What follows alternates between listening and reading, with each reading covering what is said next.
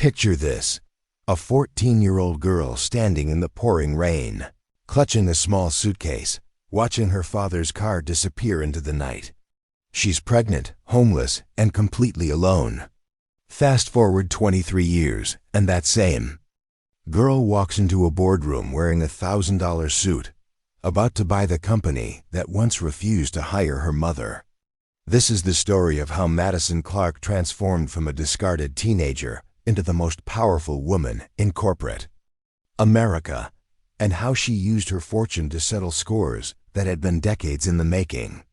Before we jump back in, tell us where you're tuning in from, and if this story touches you, make sure you're subscribed, because tomorrow I've saved something extra special for you. Madison Clark's story begins in the affluent suburb of Westfield, Connecticut, where manicured lawns and white picket fences masked the darkness behind closed doors. Her father, Richard Clark, was a prominent insurance executive who demanded perfection from his family. Her mother, Susan, had once been a brilliant accountant before Richard convinced her that a wife's place was in the home, not the office. The Clark household operated like a military unit. Breakfast at exactly 7, dinner at 6:30, and homework completed before any leisure activities. Madison excelled academically, maintaining straight A's while participating in the debate team and student government. She was the golden child, destined for Yale like her father, destined to marry well and continue the family legacy. But perfection is a fragile thing, and Madison's world shattered during the summer before her freshman year of high school. It started innocently enough. Madison had been accepted into a prestigious summer program at the local community college, designed to give advanced students a taste of higher education. She was thrilled to be taking real college courses in business and economics, subjects that had always fascinated her. The program was small, only 15 students, and Madison quickly became the star pupil. Her instructor, Professor David Manning, was everything her father wasn't. Where Richard was cold and demanding, David was warm and encouraging. He saw potential in Madison that went beyond her perfect grades. He stayed after class to discuss complex economic theories, lent her books from his personal library, and spoke to her as an equal rather than a child. Madison was flattered by the attention. At 14, she had never experienced the intoxicating feeling of being truly seen and valued for her intellect. David made her feel special, mature, important. When he suggested they meet for coffee to discuss her final project, she saw nothing inappropriate about it. The relationship escalated gradually. What started as academic mentoring evolved into long conversations about life, dreams, and the future. David spoke about his troubled marriage, his loneliness, his appreciation for Madison's maturity. He made her feel like a confidant, a trusted friend who understood him in ways his wife couldn't. Madison was too young to recognize the careful grooming, the way David slowly broke down her boundaries. She thought she was in love. She thought she was special. When David suggested they take their relationship to the next level, Madison believed she was making an adult decision. The summer program ended in August, but the secret relationship continued. They met at coffee shops in neighboring towns, communicated through a private email account David had set up, and found stolen moments when Madison could slip away from her structured home life. By October, Madison realized she was pregnant. The discovery came during a routine doctor's appointment. Madison had been feeling nauseous for weeks, attributing it to stress from her demanding course load. When Dr. Patricia Williams delivered the news, Madison's world tilted on its axis. "Are you sure?" Madison whispered, her hands trembling as she gripped the examination table. Dr. Williams nodded solemnly. "The test is positive, Madison. You're approximately 10 weeks along." Madison's mind raced through impossible calculations. 10 weeks ago, she had been convinced she was living a mature, adult romance. Now she realized she was a pregnant child, carrying the baby of a man who had violated every ethical boundary imaginable. The drive home was a blur of panic and denial. Madison parked 3 blocks from her house and sat in her car, trying to process the magnitude of her situation. She thought about David, about their last conversation where he had seemed distant and distracted.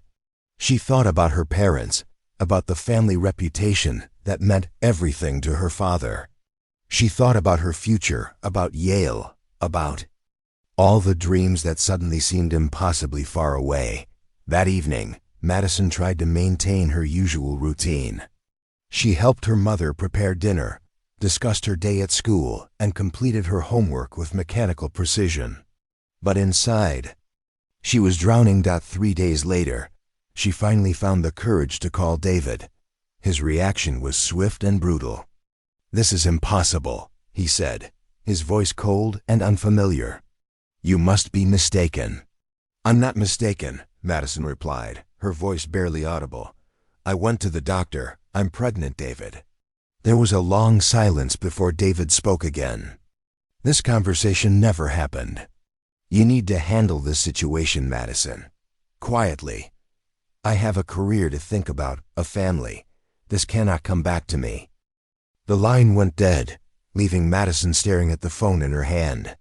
The man who had professed to love her, who had made her feel so special and mature, had just abandoned her with the callousness of someone discarding a broken toy.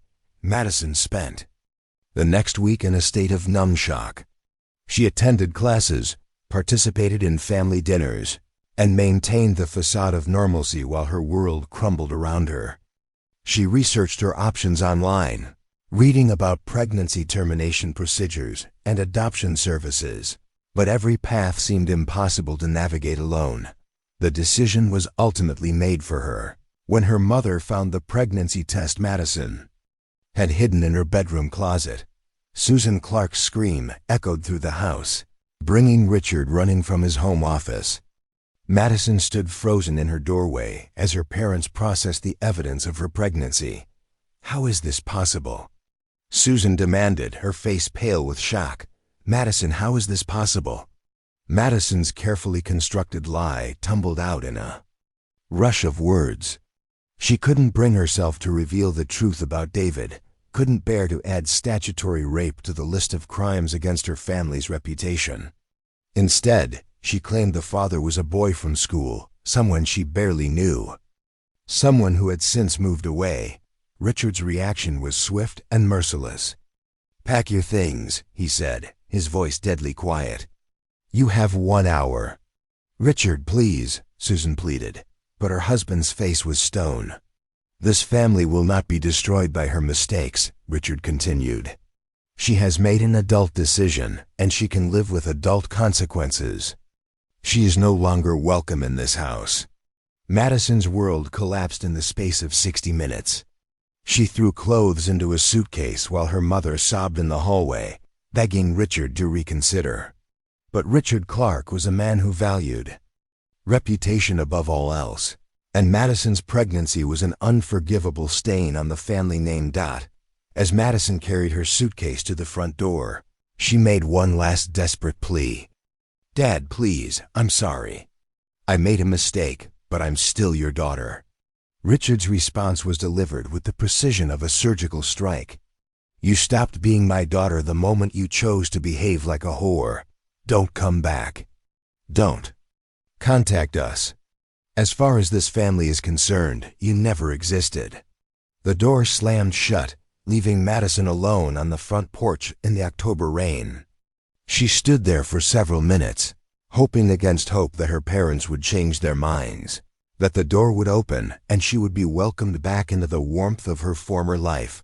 But the door remained closed, and Madison finally understood that there was no going back. With nowhere else to go, Madison walked to the only place she could think of, the local bus station. She used her savings to buy a ticket to New York City, reasoning that a large city would offer more opportunities for a pregnant teenager than small town Connecticut. The bus ride was a journey into an uncertain future. Madison stared out the window at the passing landscape, watching her old life disappear mile by mile. She thought about the baby growing inside her, about the challenges that lay ahead, about the father who had abandoned her and the parents who had cast her out. But beneath the fear and uncertainty, something else was taking root. A quiet determination. A steely resolve that would define the rest of Madison's life. She might be alone and pregnant at 14, but she refused to be defeated. She would survive this. She would build a new life. And someday, she would show everyone who had dismissed her just how wrong they had been. The bus pulled into Port Authority at midnight, and Madison Clark stepped into the chaos of New York City with nothing but a suitcase, $200, and an unshakable belief that she would not only survive but thrive. Madison's first night in New York was spent in a 24-hour diner in Times Square, nursing a cup of coffee and trying to formulate a plan. The city was overwhelming, a cacophony of sounds and lights that seemed to mock her small-town upbringing. She counted her money repeatedly, calculating how long it might last if she was careful. By dawn, Madison had made her first crucial decision. She would not let her pregnancy define her as a victim. She would not disappear into the shadows of society. Instead, she would use this experience as fuel for something greater. She rented a room at a rundown boarding house in Queens, paying a week in advance and lying about her age to the suspicious landlord. The room was barely large enough for a single bed and a dresser, but it was hers. It was the first space Madison had ever controlled completely, and that autonomy felt like a victory. Within days, Madison had found work at a small accounting firm in Manhattan. She lied about her age, her education, and her circumstances, presenting herself as an 18-year-old high school graduate, looking for entry-level office work. Her advanced academic background and natural intelligence helped her excel at them. Basic bookkeeping tasks, and her supervisor, an elderly woman named Mrs. Rodriguez, took a protective interest in the obviously pregnant young woman. Preparing and narrating this story took us a lot of time, so if you are enjoying it, subscribe to our channel. It means a lot to us. Now back to the story. Madison's pregnancy progressed as she worked to establish her new life. She attended free prenatal classes at a community health center, saved every penny she could, and spent her evenings studying business and finance books from the public library. She was determined to give her child opportunities she had never had, to build a foundation for their future that no one could take away. The birth of her daughter, Emma, was both the most difficult and most transformative experience of Madison's young life. Alone in the hospital room, with no family to call and no partner to support her, Madison held her newborn daughter and made a promise that would drive her for the next 2 decades. "I will give you everything I never had," she whispered to the tiny baby. "I will build an empire for you, and no one will ever make you feel small or powerless or unwanted." Emma was perfect, with dark hair and serious eyes that seemed to look directly into Madison's soul. In that moment, Madison felt a love so fierce and protective that it physically hurt. This child would be her motivation, her reason for every sacrifice and every victory that lay ahead. The early years were a blur of sleepless nights, minimum wage jobs, and relentless determination. Madison worked as a secretary by day and studied business administration through a correspondence program at night. She moved from the boarding house to a small apartment in Brooklyn, slowly building a life for herself. And Emma, Madison's breakthrough, came when she was 21. She had been working at a small investment firm, handling basic administrative tasks while secretly studying the complex financial documents that crossed her desk. When she noticed a significant error in a client's portfolio that had been missed by the senior analysts, Madison faced a choice: remain silent and keep her job, or speak up and risk everything. She chose to speak up. The error Madison had discovered would have cost the client nearly $50,000. Her intervention not only saved the money, but revealed a systematic problem in the firm's review process. The senior partner, James Morrison, called Madison into his office expecting to meet with one of his junior analysts. "You're the one who found the portfolio error?" Morrison asked, looking surprised to see a young woman instead of one of his male employees. "Yes, sir," Madison replied, her voice steady despite her racing heart. Morrison studied her for a long moment. "What's your background? Your education?" Madison had prepared for this question. "I have a degree in business administration from Empire State College, and I've been working in financial services for 3 years. It wasn't entirely a lie. Madison had completed her degree through the correspondence program, and she had been working in the industry, even if not in the capacity Morrison assumed. "I'm promoting you to junior analyst," Morrison said. "You've got instincts that can't be taught." Madison's promotion was the first step in a career that would defy every expectation. She worked twice as hard as her male colleagues, studied twice as long, and gradually earned a reputation for her analytical skills and strategic thinking. She was promoted to senior analyst within 2 years, then to portfolio manager by the time she was 25, but Madison's ambitions extended far beyond climbing the corporate ladder. She was building towards something bigger, something that would give her the power to reshape the world that had once rejected her. As Emma grew from a toddler to a school-age child, Madison began laying the groundwork for her own investment firm. She saved every penny, studied every successful business model, and quietly built a network of contacts who recognized her exceptional talent. The firm she eventually launched, Clark Capital Management, started with Madison's life savings and a single client who believed in her vision. Within 5 years, it had grown into one of the most successful investment firms on the East Coast, with Madison at the helm as the youngest female CEO in the industry. But success in business was only part of Madison's plan. She had never forgotten the people who had dismissed her, abandoned her, or written her off as a lost cause. She had spent years building not just wealth, but influence, and she intended to use both to settle the scores that had been accumulating since that rainy October night when she was 14. The first target was Professor David Manning, the man who had destroyed her childhood and abandoned her when she needed him most. Madison had kept track of his career over the years, watching as he moved from community college instructor to department head at a prestigious university. She had watched him build a reputation as a respected educator, seen him honored for his contributions to academic excellence. Madison's revenge was precise and devastating. She used her connections to launch a discreet investigation into Manning's history, uncovering a pattern of inappropriate relationships with students that stretched back decades. The evidence was compiled into a comprehensive report that was simultaneously delivered to the university administration, the local media, and the state education board. Manning's career ended within a week. His tenure was revoked, his pension eliminated, and his reputation destroyed.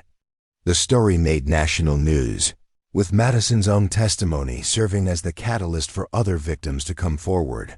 But Madison wasn't finished. She had learned long ago that true power came not from destroying enemies, but from building something so strong and valuable that former enemies would beg for her approval. And that was exactly what she intended to do with her father, Richard.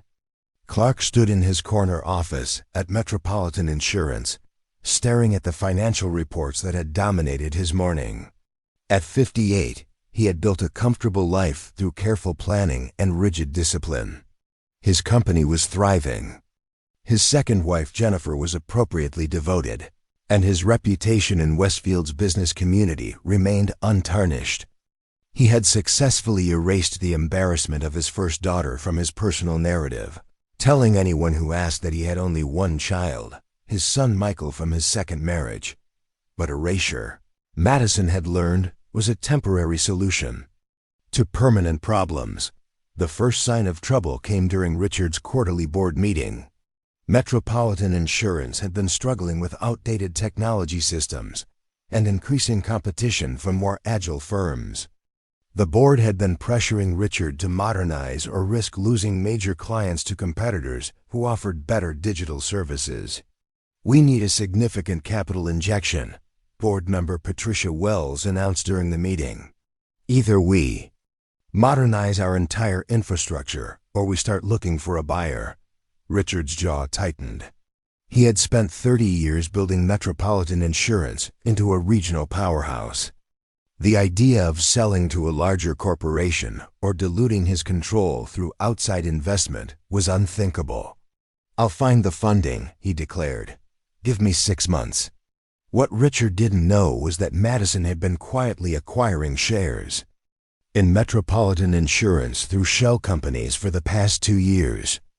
She owned 18% of the company, not enough to control it, but enough to influence major decisions. She had been waiting for exactly this moment of vulnerability. 3 days after the board meeting, Richard received a call from his secretary. "Mr. Clark, there's a representative from Clark Capital Management here to see you. She says she's interested in discussing investment opportunities." Richard frowned. Clark Capital Management was one of the most successful investment firms in the country, known for their aggressive acquisition strategies and impressive returns. If they were interested in Metropolitan Insurance, it could be the solution to his funding problems. "Send her in," Richard said, straightening his tie and preparing his pitch. The woman who entered his office was impeccably dressed in a tailored navy suit, her dark hair pulled back in a sophisticated chignon. She moved with the confident grace of someone accustomed to boardrooms and high-stakes negotiations. Richard noticed her beauty immediately. She was the kind of woman who commanded attention without trying. "Mr. Clark, thank you for seeing me," she said, extending her hand. "I'm Madison Clark, CEO of Clark Capital Management." Richard shook her hand, noting the firm grip and direct eye contact. "Clark, interesting coincidence. Are we related?" Madison's smile was perfectly controlled. "I don't believe so. It's a common surname." She settled into the chair across from his desk with practiced ease. "I understand Metropolitan Insurance is exploring expansion opportunities. My firm specializes in strategic investments that help established companies modernize and grow."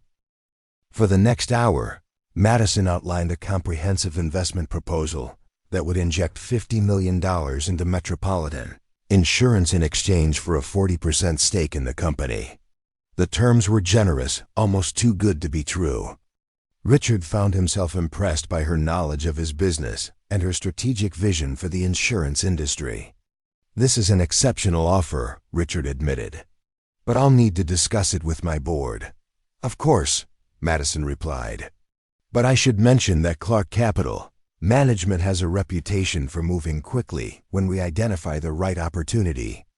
I'd hate for Metropolitan Insurance to miss out because of delays." Richard studied her face, trying to read the woman behind the professional facade. There was something familiar about her, something that nagged at the edge of his memory. But he couldn't place it, and the financial opportunity was too attractive to ignore. "I'll have an answer for you by the end of the week," he promised. Madison stood and gathered her materials. "I look forward to working with you, Mr. Clark. I have a feeling this partnership will be very satisfying for both of us." After she left, Richard sat alone in his office, replaying the conversation. Madison Clark was undoubtedly brilliant, but there had been something in her eyes, a coldness that didn't match her warm smile. He made a mental note to have his assistant research Clark Capital Management more thoroughly. The research revealed exactly what Madison wanted it to reveal. Clark Capital Management was legitimate, successful, and led by a woman who had built an empire through strategic investments and calculated risks. There were no red flags, no warning signs that might have made Richard reconsider the deal. Board meeting was scheduled for Friday morning. Richard presented Madison's proposal with enthusiasm, highlighting the generous terms and the potential for rapid growth. The board members were impressed by the financial projections and the reputation of Clark Capital Management. "This seems almost too good to be true," board member Thomas Grant observed. "What's the catch?" Richard had wondered the same thing. "I've had our legal team review the contract. It's straightforward. They provide capital. We provide equity and a board seat. Standard investment agreement. What do we know about Madison Clark? Patricia Wells asked. Richard consulted his notes.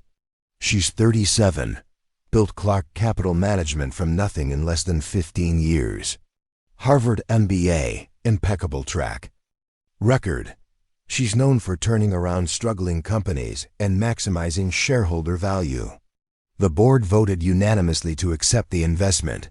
Richard felt a surge of pride and relief. He had not only saved his company, but positioned it for unprecedented growth. Madison Clark might be a formidable businesswoman, but she was also his salvation.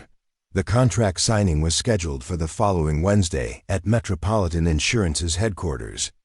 Madison arrived with a small team of lawyers and financial advisors, all of whom radiated the same professional competence as their boss. Richard watched. Madison signed the documents with a mixture of admiration and unease. She was giving him $50 million, but something about her demeanor suggested she was the one getting the better deal. "Congratulations, Mr. Clark," Madison said after the final signature. "I'm excited about our partnership." "As am I," Richard replied. "I think you'll find that Metropolitan Insurance has tremendous potential." Madison's smile was enigmatic. "Oh, I'm counting on it." Over the following months, Madison's influence at Metropolitan Insurance became increasingly apparent. She attended every board meeting, offered strategic advice, and pushed for aggressive modernization initiatives.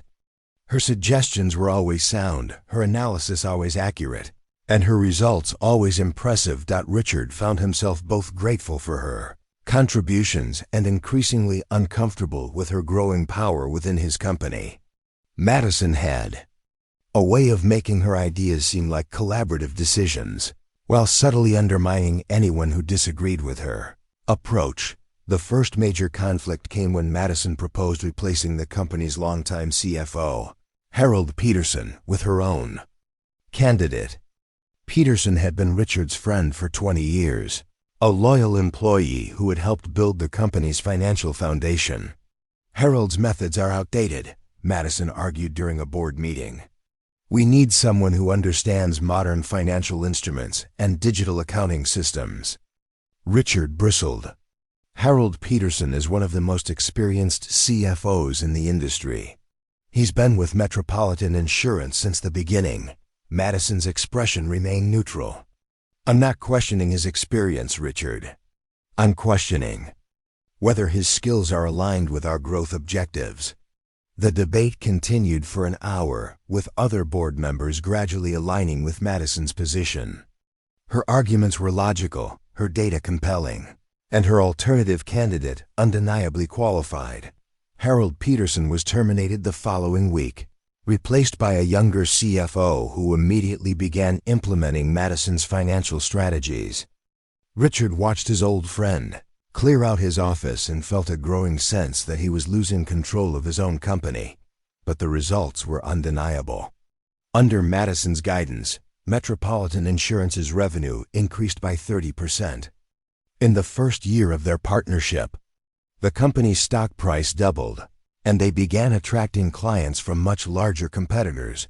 Richard's personal wealth grew substantially, but so did his dependence on Madison's expertise. She had become indispensable to the company's success, and they both knew it. The second major confrontation came when Madison proposed acquiring a smaller insurance company in Hartford. The acquisition would cost $40 million and require additional debt financing, but Madison's projections showed it would triple their market share in Connecticut. "It's too risky," Richard argued. "We've grown too fast as it is. We need to consolidate our gains before taking on more debt." Madison's patience was wearing thin.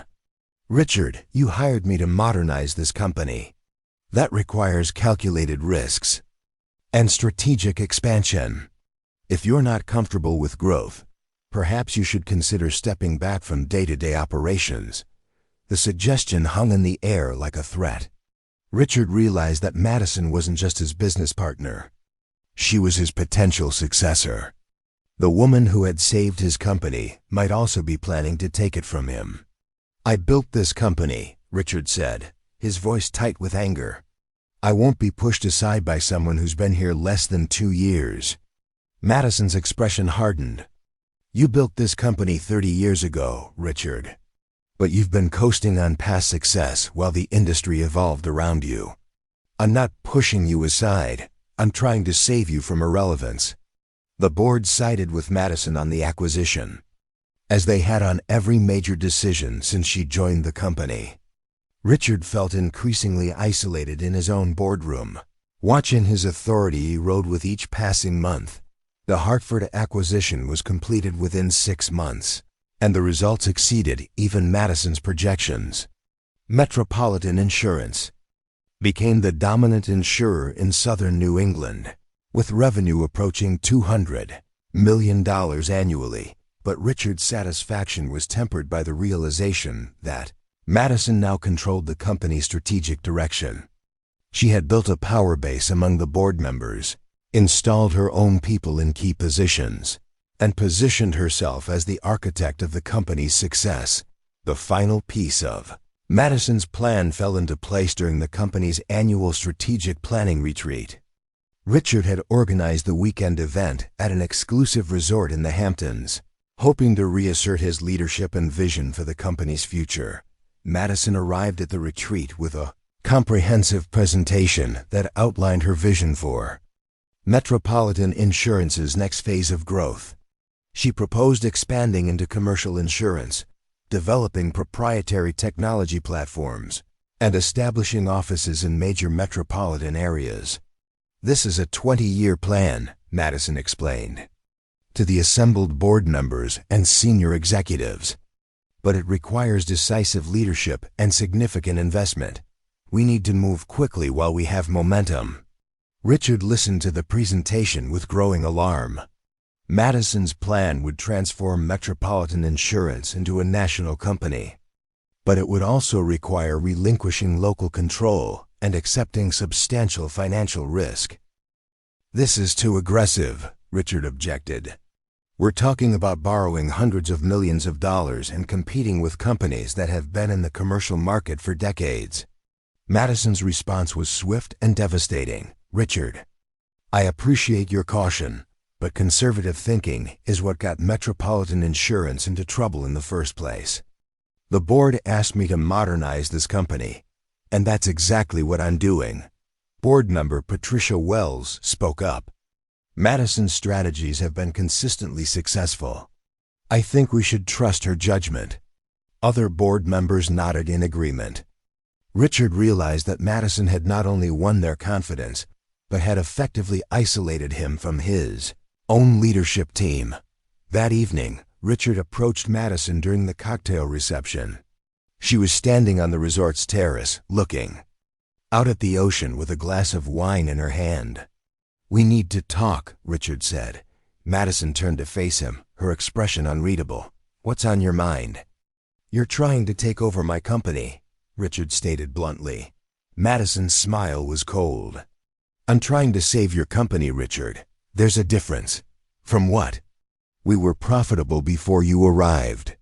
"You were stagnant," Madison replied.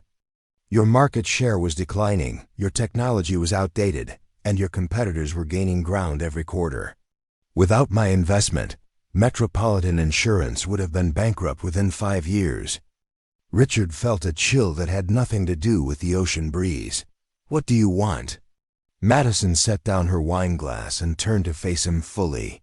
"I want you to announce your retirement at the next board meeting. I want you to recommend me as your successor. And I want you to do it gracefully, with dignity intact. And if I refuse?" Madison's expression hardened.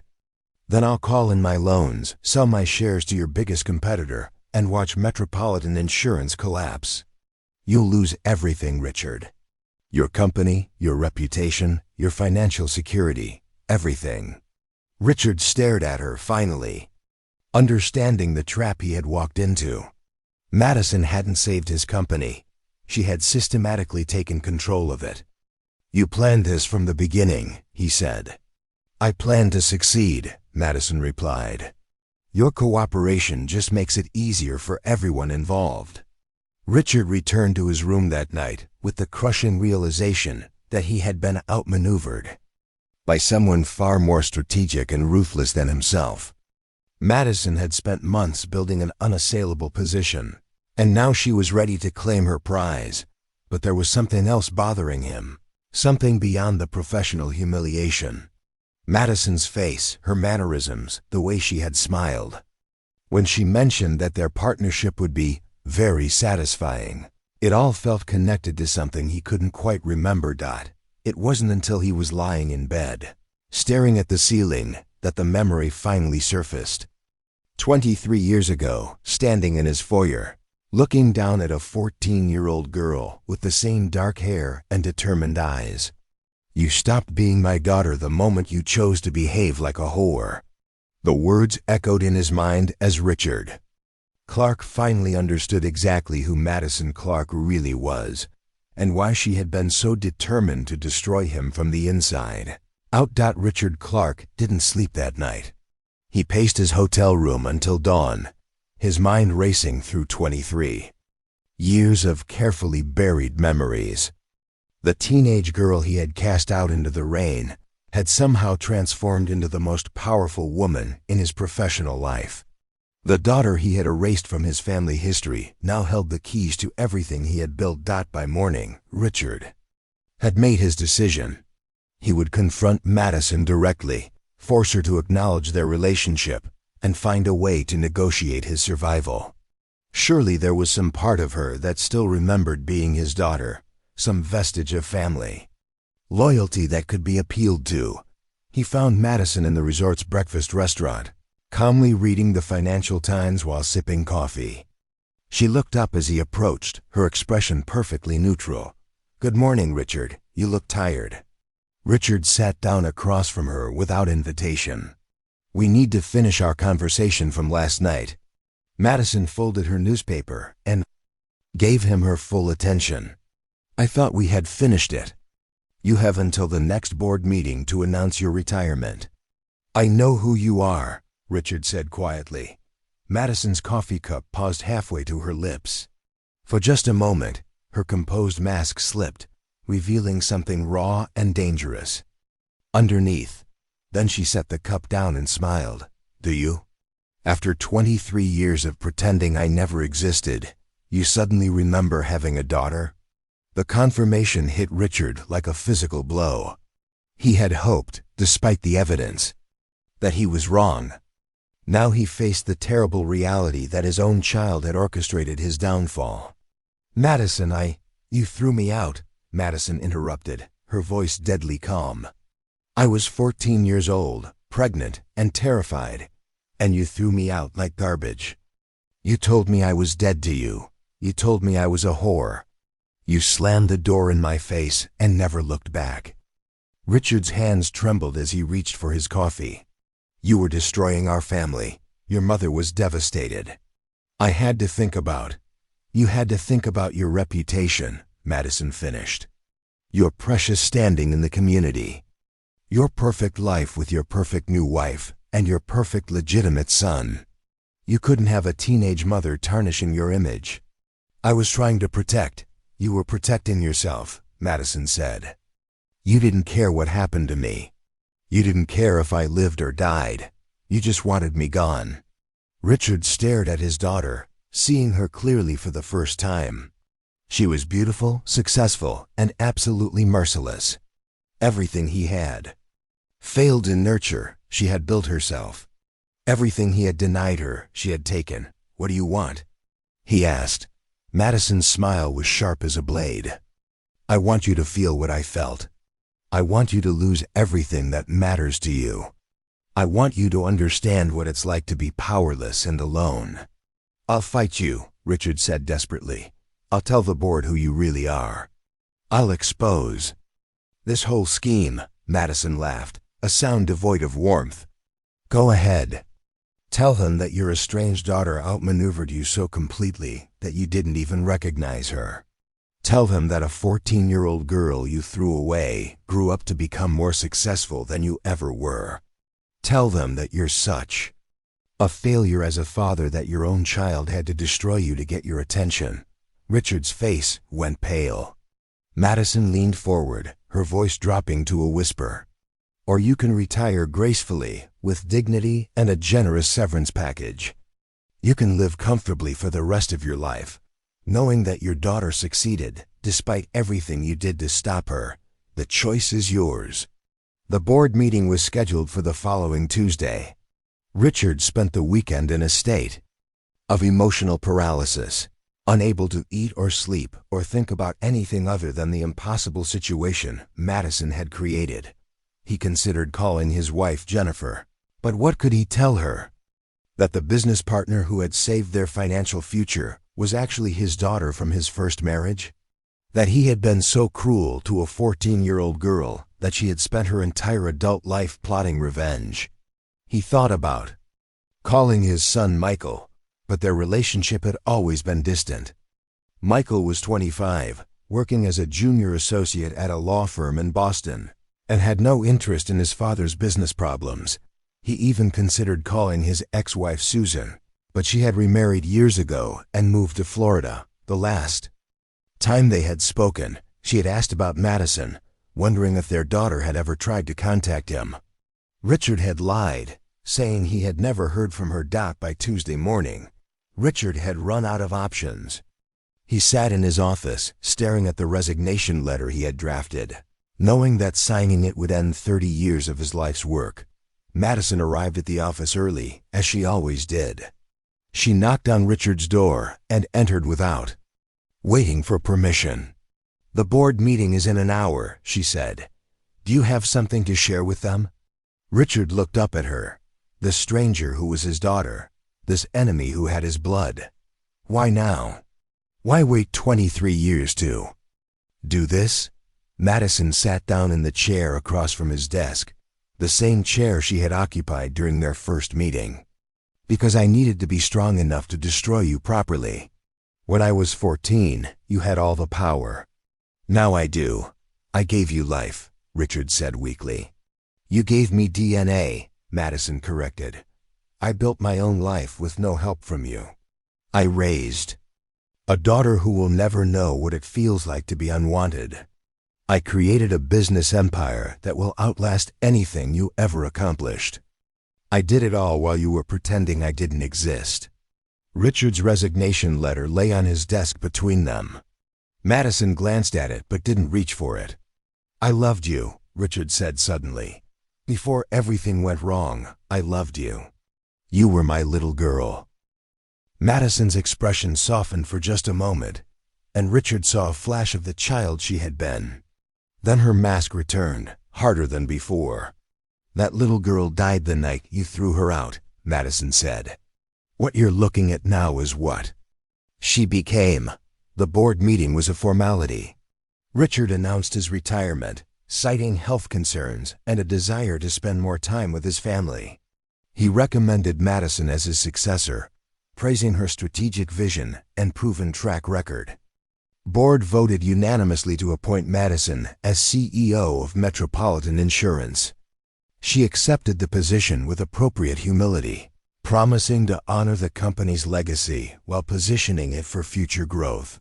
After the meeting, the board members filed out, offering congratulations and expressing confidence in the company's future. Richard remained in his seat, watching Madison organize her papers with the same methodical precision she had shown as a child. "What happens now?" he asked. Madison looked up from her documents. "Now you go home to your wife and your son. You play golf, travel, enjoy your retirement. You live the life you chose when you decided I wasn't part of it. And you?" Madison's smile was triumphant. "I run your company. I expand it into new markets. I make it more successful than you ever could have imagined. And every day, I remember that I did it without you." Richard stood slowly, feeling older than his 58 years. "I'm sorry," he said, "for what I did to you. For what I took from you. I'm sorry." Madison studied his face, looking for sincerity. "I know you are. But sorry doesn't change anything. Sorry doesn't give me back my childhood or my family or the father I needed when I was scared and alone." Richard nodded, understanding that there could be no forgiveness, no reconciliation, no happy ending to their story. He had made his choice 23 years ago, and now he would live with the consequences. He cleared out his office that afternoon, packing 30 years of memories into cardboard boxes. Madison didn't come to say goodbye. She was already in his chair, behind his desk, making the company hers. But Madison's revenge was far from complete. Taking control of Metropolitan Insurance was just the beginning.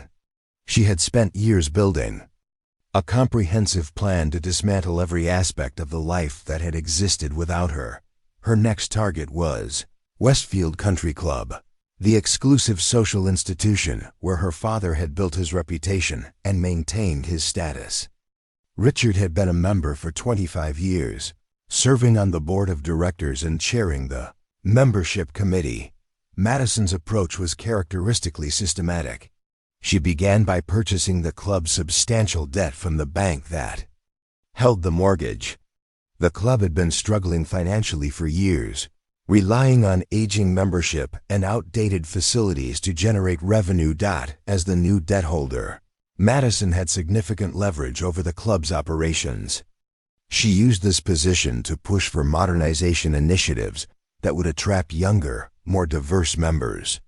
The old guard, led by men like her father, resisted these changes, preferring to maintain the club's traditional exclusivity. The conflict came to a head during the club's annual membership meeting. Madison attended as a guest of one of the newer members, a young tech entrepreneur who had recently joined the club despite resistance from the old establishment. Richard was shocked to see Madison in the club's dining room, elegantly dressed, and engaged in animated conversation with some of the club's most influential members. She had somehow infiltrated his sanctuary, the one place where he felt safe from her professional dominance. "What is she doing here?" Richard whispered to his friend Tom Bradley, who was sitting beside him. Tom looked confused. "Madison Clark? She's been coming here for months. Brilliant woman, very successful. I've been trying to convince her to join the club permanently." Richard watched in horror as Madison worked the room, charming members with her intelligence and business acumen. She was everything the club's modernization committee had been looking for: young, successful, and capable of attracting similar high achievers to the membership. When the meeting began, Madison was invited to address the members about the club's financial future.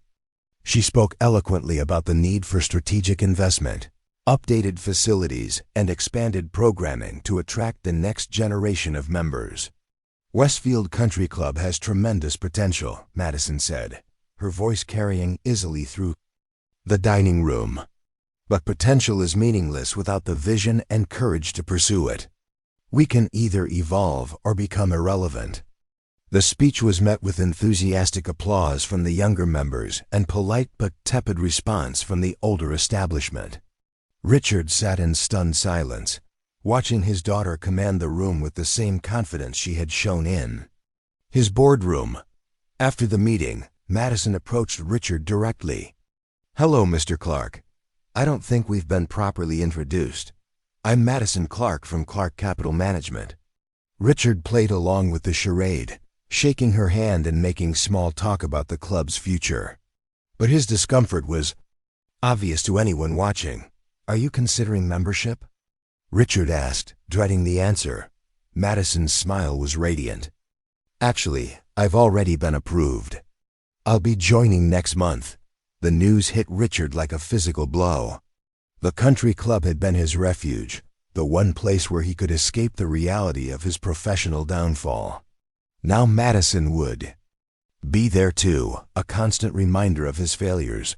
Over the following months, Madison's influence at the club grew rapidly.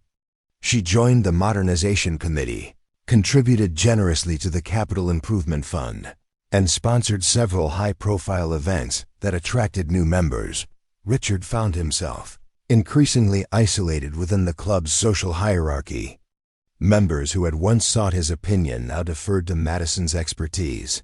His position on the board became ceremonial, while Madison's voice carried real weight in important decisions. The final humiliation came during the club's annual charity auction. Madison had donated a week at her vacation home in the Hamptons, a property worth several $1,000,000. The auction was spirited, with members bidding enthusiastically for the chance to experience Madison's luxurious lifestyle. Richard watched the proceedings with growing resentment. His own donation, a weekend golf package at a nearby resort, had generated modest interest and sold for less than a tenth of Madison's contribution. When the auction ended, Madison approached him during the cocktail reception. "Thank you for your donation, Richard. I'm sure whoever wins it will have a wonderful time." Richard's composure finally cracked. "What are you trying to prove? That you're better than me? That you can take everything I've worked for?" Madison's expression remained serene. "I'm not trying to prove anything. I'm just living my life, participating in my community, contributing to causes I care about. Isn't that what successful people do?" "You're destroying everything I built," Richard said desperately. Madison's smile was cold. "I'm not destroying anything. I'm simply taking my rightful place in the world, the place you tried to deny me." Richard left the club that night, knowing he would never return. The sanctuary he had built over 25 years had become another battlefield in Madison's war against him, and he had lost decisively. But Madison's most devastating blow was yet to come. She had saved the cruelest punishment for last, targeting the one relationship that still mattered to Richard, his marriage to Jennifer. Jennifer Clark was everything Richard had wanted in a wife after his divorce from Susan. She was 20 years younger, socially ambitious, and completely devoted to maintaining their comfortable lifestyle. She had married Richard for his stability and status, and he had married her for her youth and beauty. Madison's strategy was subtle but devastating. She began by hiring Jennifer as a consultant for Clark Capital Management's corporate events. The position paid exceptionally well and gave Jennifer access to high society functions that enhanced her social standing. Jennifer was thrilled by the opportunity. She had always been insecure about her lack of professional accomplishments, and working for Madison Clark gave her a sense of purpose and importance. Madison was careful to treat Jennifer with respect and admiration, praising her organizational skills and creative vision. She made Jennifer feel valuable and appreciated in ways that Richard never had. The relationship deepened over months of working together. Madison invited Jennifer to exclusive events, introduced her to influential people, and gradually became her closest confidant. Jennifer began to prefer Madison's company to her husband's, finding her more interesting and intellectually stimulating. Richard watched his wife's transformation with growing alarm. Jennifer talked constantly about Madison's business acumen, her philanthropic efforts, and her sophisticated lifestyle. She began to criticize Richard's conservative approach to life, comparing him unfavorably to her dynamic employer. "Madison thinks we should travel more," Jennifer said one evening over dinner. "She says people our age should be exploring the world, experiencing different cultures." Richard's appetite vanished. "Madison thinks a lot of things. Maybe you should be more concerned with what your husband thinks." Jennifer's expression hardened. "Maybe my husband should be more concerned with living up to his potential instead of wallowing in self-pity." The comment stung because it was true. Richard had become increasingly depressed and withdrawn since losing his company. He spent his days playing golf alone and his evenings drinking scotch in his study. Jennifer, meanwhile, flourished under Madison's mentorship. She began dressing more fashionably, speaking more confidently, and building her own social network, independent of Richard's connections. The end came during a dinner party at Madison's penthouse apartment. Jennifer had helped organize the event, which brought together some of the most powerful people in Connecticut's business and social circles. Richard attended reluctantly, uncomfortable with being a guest in his daughter's home. He watched Jennifer work the room with practiced ease, introducing guests and facilitating conversations with the skill of a seasoned hostess. Madison was the perfect host, gracious and attentive to every guest. She made sure Richard was included in conversations, introduced him to people he hadn't met, and treated him with polite respect due to an honored guest. But Richard saw through the performance. Madison wasn't being kind. She was demonstrating her superiority. She was showing him that his wife preferred her company, that his social connections were inferior to hers, that even in his own marriage, he was the lesser partner. The evening's climax came when Madison proposed a toast to her guests. She raised her glass of champagne and spoke about the importance of family, loyalty, and forgiveness. "To the people who shape us," Madison said, her eyes finding Richard's across the room. "Both those who lift us up and those who tear us down. We learn from them all." The toast was met with warm applause and murmurs of agreement. Richard felt every eye in the room on him, wondering about his connection to their glamorous hostess. After the party, Jennifer couldn't stop talking about Madison's success and sophistication. She compared the elegant penthouse to their own home, finding it wanting. She praised Madison's business acumen and social skills, implicitly criticizing Richard's limitations. "She's everything I want to be," Jennifer said as they drove home. "Independent, successful, respected. She's built something meaningful with her life." Richard's hands tightened on the steering wheel. "And what have I built? Nothing meaningful?" Jennifer was quiet for a long moment. "You built a comfortable life, Richard. But comfortable isn't the same as fulfilling." That night, Richard lay awake, listening to his wife's steady breathing and contemplating the ruins of his existence. Madison had systematically dismantled every aspect of his life, his career, his social standing, his marriage, his sense of purpose. She had done it all with surgical precision, never openly attacking him, never revealing their true relationship, never giving him grounds for retaliation. She had simply outmaneuvered him at every turn, proving that she was smarter, stronger, and more ruthless than he had ever imagined. In the darkness of his bedroom, Richard finally understood the full scope of his daughter's revenge. She hadn't just taken his company or his social standing. She had taken his identity, his relevance, his reason for existing. And the most devastating part was that she had done it all by being exactly what he had told her she could never be: successful, respected, and worthy of admiration. The daughter he had thrown away had become everything he had failed to be, and now she was using that success to show him just how completely he had failed. 6 months after the dinner party, Jennifer Clark filed for divorce. The papers were served to Richard on a Tuesday morning while he sat in his study, staring at financial statements that no longer held any meaning. The process server was polite but efficient, handing over the documents with the same detached professionalism Madison had shown during their business dealings. Richard's hands shook as he read through the filing. Jennifer was seeking half of their assets, alimony, and possession of their Westfield home.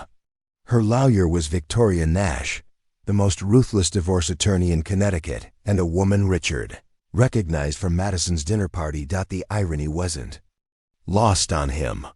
His daughter was now orchestrating the destruction of his marriage, using the same methodical precision she had applied to his career. Jennifer had become another weapon in Madison's arsenal, turned against him with surgical efficiency. Divorce proceedings were swift and brutal. Jennifer's legal team had done their homework, documenting every asset, every investment, every source of income Richard possessed. They painted a picture of a man whose wealth came not from his own abilities, but from a generous severance package. And the success of his former business partner, Richard's lawyer, a longtime family friend named Marcus Webb, was outmatched from the beginning. "They know everything about your finances," Marcus told him during a strategy meeting. "It's like they've been planning this for years." "Maybe they have," Richard muttered, thinking about Madison's long-term approach to revenge. The final blow came when Jennifer testified about their marriage. She spoke about Richard's increasing depression, his alcoholism, his inability to adapt to retirement. She described the man who had become bitter and resentful, who blamed others for his failures rather than taking responsibility for his choices. "He's not the man I married," Jennifer said from the witness stand, her voice steady and confident. "He's become someone I don't recognize, someone I can't respect." Richard watched his wife of 15 years dismantle their marriage with clinical precision. Every private moment, every intimate conversation, every vulnerability he had shared was transformed into evidence of his inadequacy. Madison attended the hearing as a character witness for Jennifer. She spoke about Jennifer's professionalism, her dedication to charitable causes, her potential for personal growth. She never mentioned her connection to Richard, maintaining the fiction that she was simply Jennifer's employer and friend. "Jennifer Clark is one of the most capable women I know," Madison testified. "She deserves the opportunity to build a life that reflects her true potential." The judge awarded Jennifer everything she had requested. Richard kept his pension and a small portion of their investments, but lost the house, most of their savings, and his sense of dignity. He moved into a modest apartment in Stamford, a one-bedroom unit that felt like a prison cell compared to the spacious home he had shared with Jennifer. His new neighbors were strangers, his social circle had evaporated, and his days stretched endlessly before him with no purpose or meaning. But Madison wasn't finished. She had one final lesson to teach her father, one last demonstration of her complete dominance over his life. The lesson began with a phone call from Michael, Richard's son from his second marriage. Michael was 26 now, a successful attorney in Boston who had always maintained a cordial but distant relationship with his father. "Dad, I need to talk to you about something," Michael said, his voice unusually tense. "Can you come to Boston this weekend?" Richard drove to Boston on Saturday morning, grateful for any excuse to leave his depressing apartment. Michael lived in a fashionable Back Bay brownstone, a testament to his success as a corporate lawyer. "I've been offered a position," Michael said as they sat in his living room. "Senior associate at one of the most prestigious firms in New York. It's an incredible opportunity." Richard felt a surge of pride. Despite everything that had gone wrong in his own life, his son was thriving. "That's wonderful, Michael. I'm proud of you." Michael's expression was uncomfortable. "The thing is, Dad, the offer came through Madison Clark. She's apparently been tracking my career, and she recommended me to the hiring partners." Richard's blood ran cold. "Madison Clark?" "Yeah, she runs Clark Capital Management. Apparently, she knew about my work on some high-profile mergers and thought I'd be a good fit for this firm. She even offered to put in a personal recommendation." Richard stared at his son, seeing Madison's chess game extending into yet another area of his life. She hadn't just targeted his business, his social standing, and his marriage. She was now positioning herself as a benefactor to his only remaining family member. "Michael, you need to be careful with Madison Clark," Richard said carefully. "She's not what she seems." Michael frowned. "What do you mean?" "She's incredibly successful, and this opportunity could make my career. I'd be crazy not to take it." Richard struggled with how much to reveal. He couldn't tell Michael that Madison was his half-sister without explaining the entire sordid history of her abandonment. But he also couldn't stand by and watch his son become another pawn in Madison's game. "She has her own agenda," Richard said finally.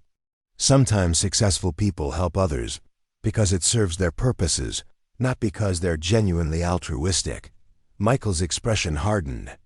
"Dad, I don't understand what's happened to you lately. You've become paranoid and bitter. Madison Clark is offering me the chance of a lifetime, and you want me to turn it down because you have some vague suspicions about her motives?" The conversation deteriorated from there. Michael accused his father of jealousy and small-mindedness. Richard tried to explain his concerns without revealing the truth about Madison's identity. In the end, Michael accepted the position in New York, convinced that his father was trying to sabotage his success out of petty resentment. Richard drove back to Connecticut that night knowing that Madison had claimed his son as well. Michael would move to New York, where Madison could monitor his career and influence his decisions. She would become the successful mentor Richard had never been, the guiding force in Michael's professional life, the realization that Madison now controlled. His relationship with his only son was devastating. Richard had lost his company, his social standing, his marriage, and now his family.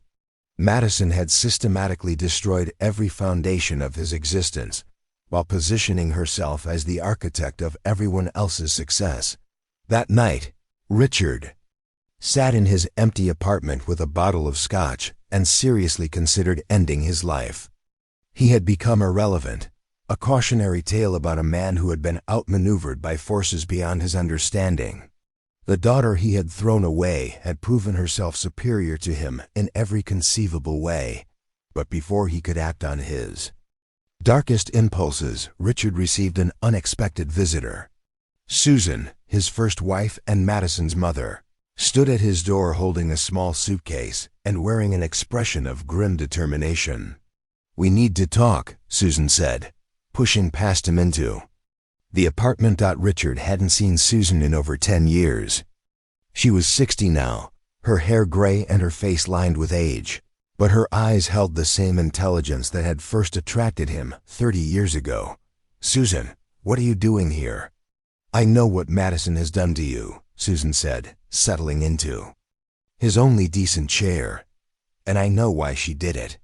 Richard poured himself another scotch, his hands trembling. "How could you possibly know?" Susan reached into her purse and pulled out a thick manila folder. "Because she found me 6 months ago. She told me everything, Richard, everything." The folder contained photographs, newspaper clippings, and detailed reports documenting Madison's life over the past 23 years. Susan had compiled a comprehensive record of their daughter's transformation from abandoned teenager to corporate powerhouse. "She came to Florida," Susan continued. "Knocked on my door just like she knocked on yours, except she told me who she was immediately. She wanted me to understand what she had accomplished, what she had built from nothing." Richard studied the photographs of Madison at various stages of her life. Madison graduating from college, Madison starting her first business, Madison holding her infant daughter Emma, Madison accepting awards and speaking at conferences. "She showed me everything," Susan said. "Her company, her homes, her charitable foundations. She introduced me to Emma, my granddaughter, a beautiful, brilliant girl whose everything Madison was at that age." Richard felt a stab of loss so profound it took his breath away. He had a granddaughter he had never met, a young woman who carried his blood but would never know his name. "Why are you telling me this?" Richard asked. Susan's expression softened slightly. "Because Madison asked me to. She wanted you to understand the full scope of what you lost when you threw her away. She wanted you to see the family you chose to abandon." Richard studied the photographs more carefully. Emma looked remarkably like Madison had at the same age. Serious, intelligent, destined for greatness. In one picture, Emma was giving a presentation to what appeared to be a school board, advocating for increased funding for arts education. "She's 17, Susan said, noticing Richard's focus on Emma's photo.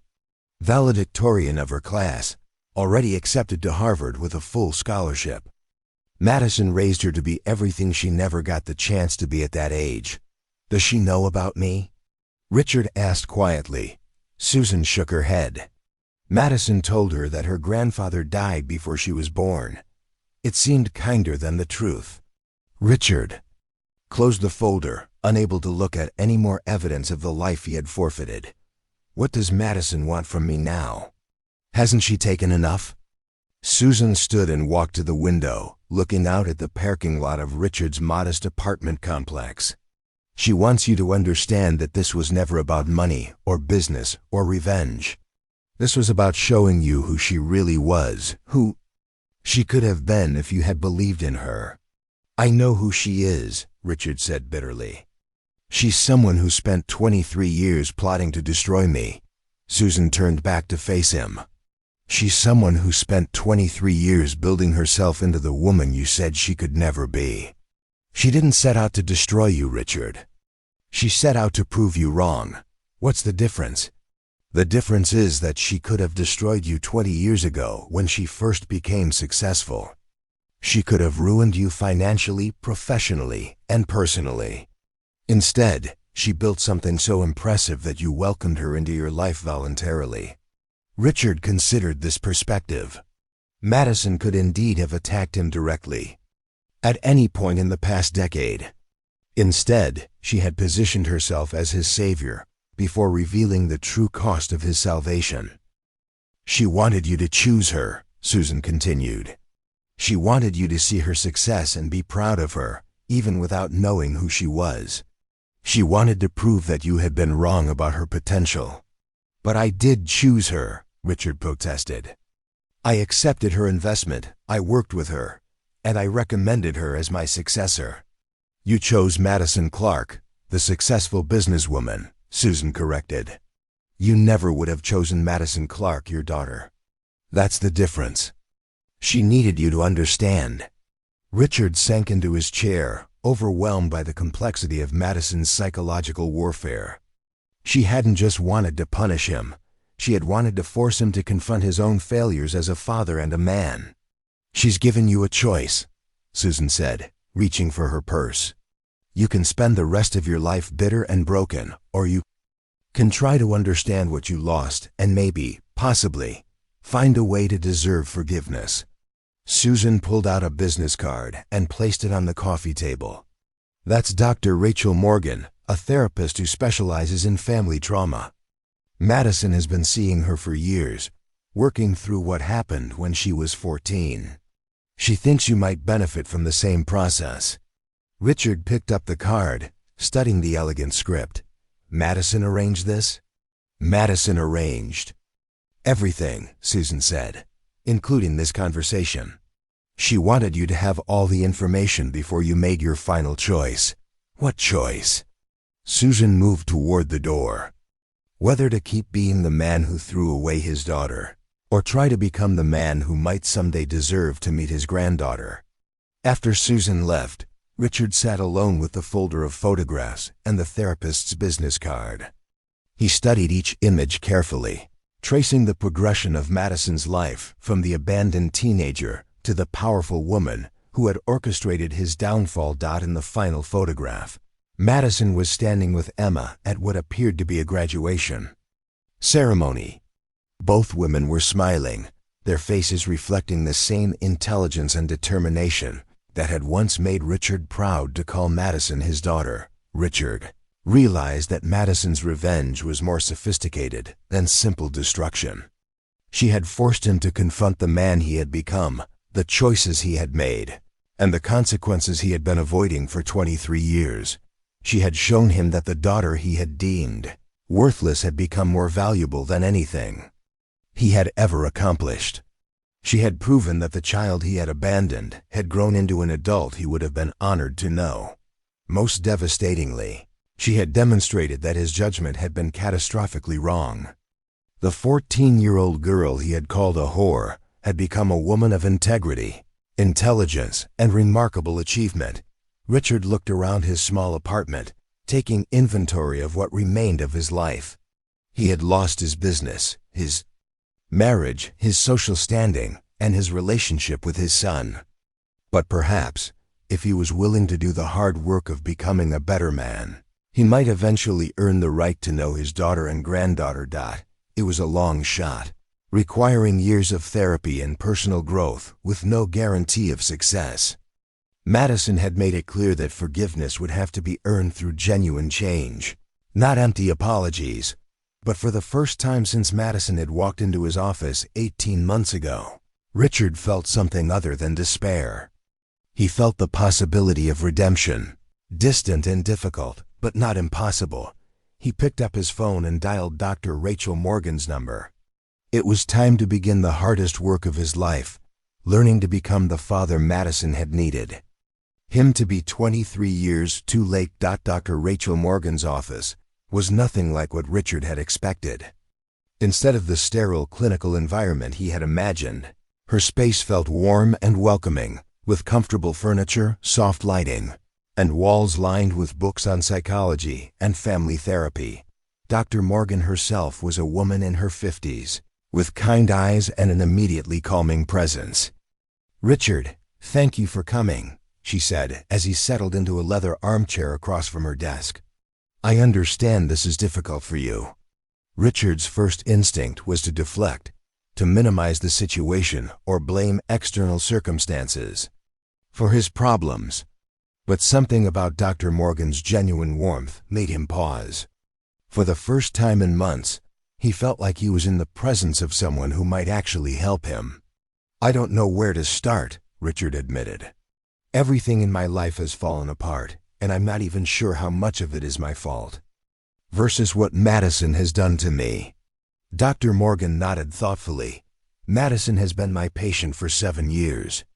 She came to me originally to work through the trauma of her teenage pregnancy and abandonment. Over time, we've explored how those experiences shaped her approach to relationships and success." Richard felt a strange mix of jealousy and curiosity. Madison had trusted this woman with her deepest thoughts and feelings, the same Madison who had orchestrated his destruction with surgical precision. "What did she tell you about me?" Richard asked. "That's confidential, of course," Dr. Morgan replied. "But what I can tell you is that Madison's feelings about you are far more complex than simple hatred or desire for revenge. She spent years trying to understand why you made the choice you did, and whether there was any possibility of reconciliation." Richard frowned. "Reconciliation? She destroyed my entire life." Dr. Morgan leaned forward slightly. "Did she? Or did she reveal the fragility of what you had built?" "There's a difference between destruction and exposure, Richard. Madison didn't take anything from you that was genuinely yours. She simply showed you how much of your life was built on foundations that couldn't withstand scrutiny. The observation stung because it was accurate. Richard's business success had been largely dependent on outdated methods and resistance to change. His marriage to Jennifer had been based on mutual convenience rather than genuine connection.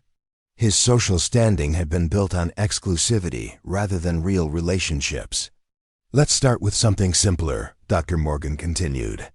"Tell me about Madison when she was a child. What was she like before everything went wrong?" Richard's expression softened as he thought back to Madison's early years.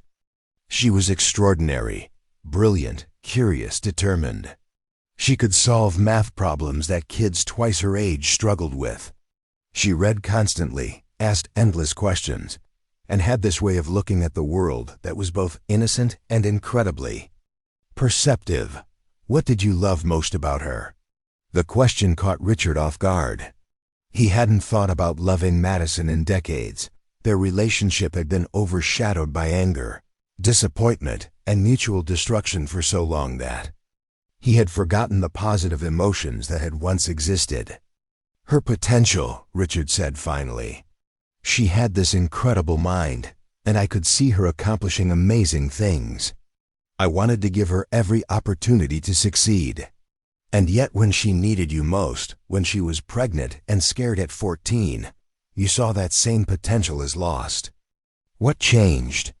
Richard was quiet for a long time, wrestling with a question he had avoided for 23 years. "I was ashamed," he said finally. "Not just of her pregnancy, but of my failure as a father. I thought I had raised her to make better choices, to be smarter than that.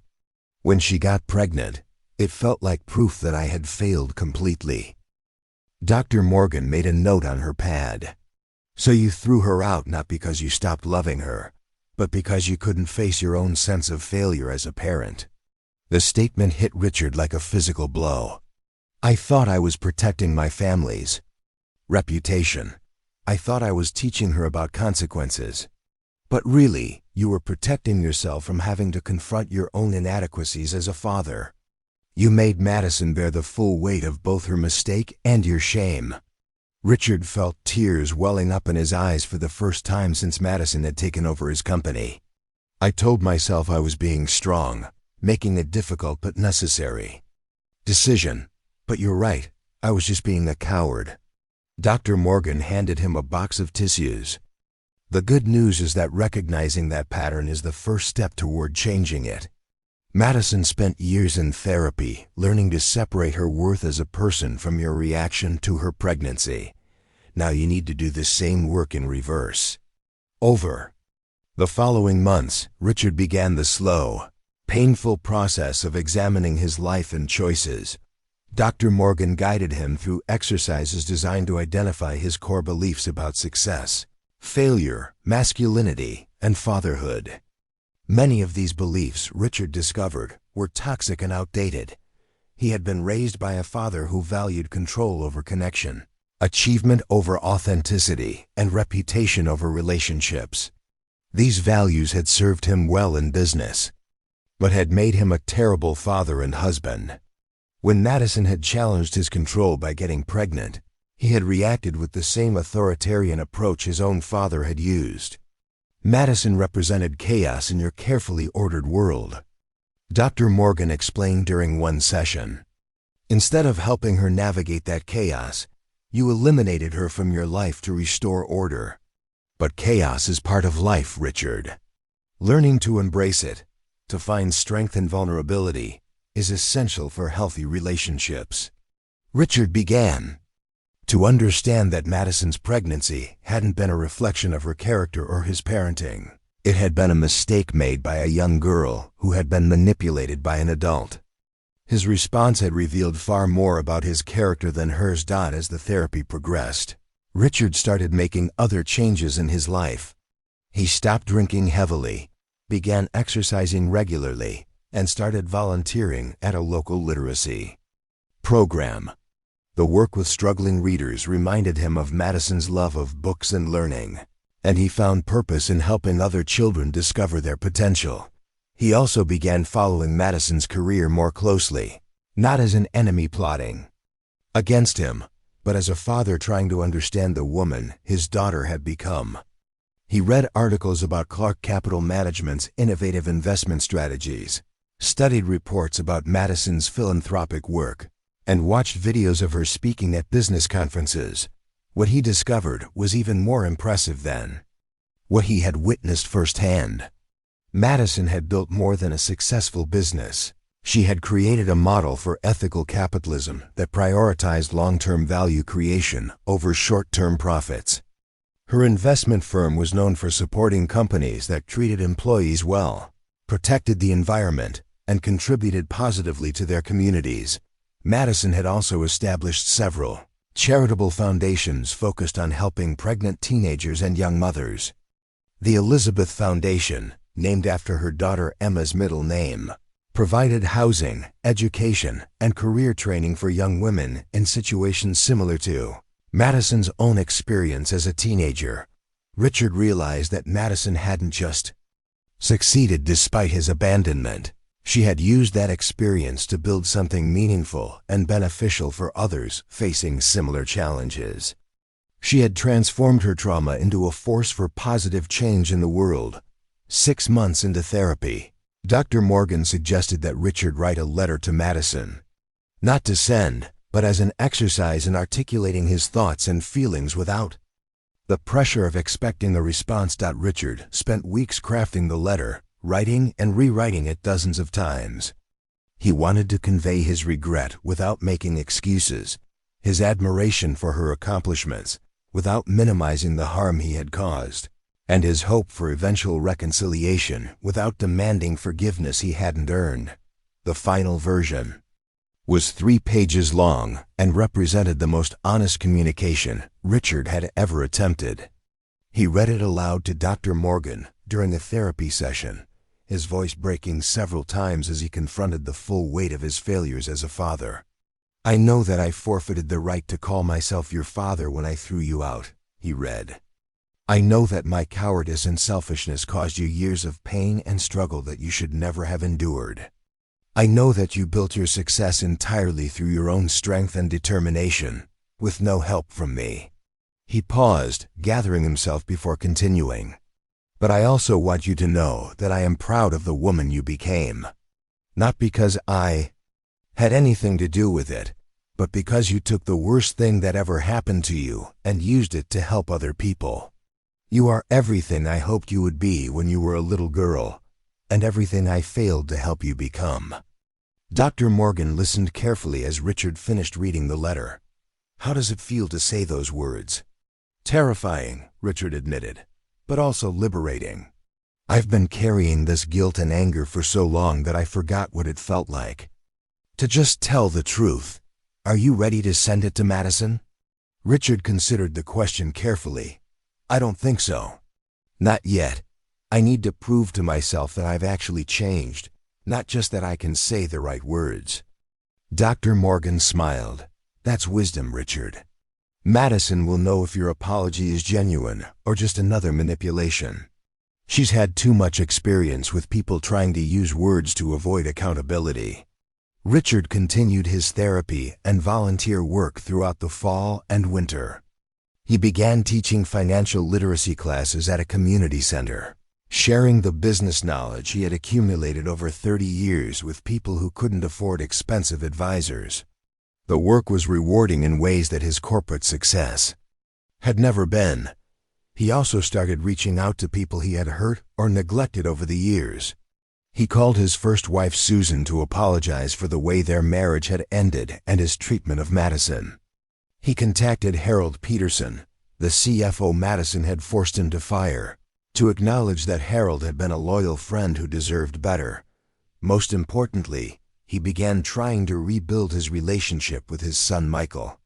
Instead of competing with Madison's influence or criticizing her mentorship, Richard focused on being the father Michael needed now.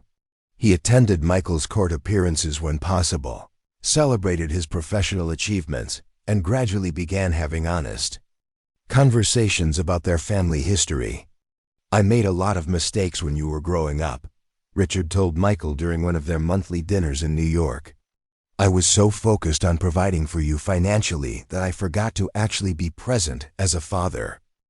Michael was surprised by his father's newfound emotional openness. Dad, you don't need to apologize for giving me a good life.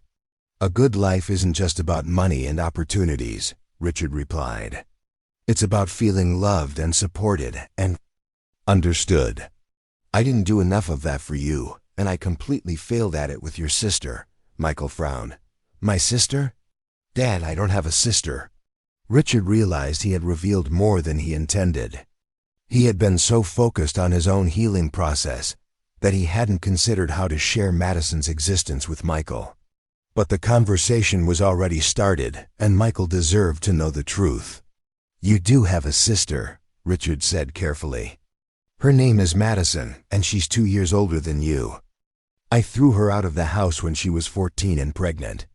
I told her she was dead to me, and I've regretted it every day since.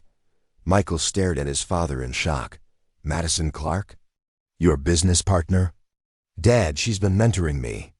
For months. She's my sister? The revelation hit Michael like a thunderbolt.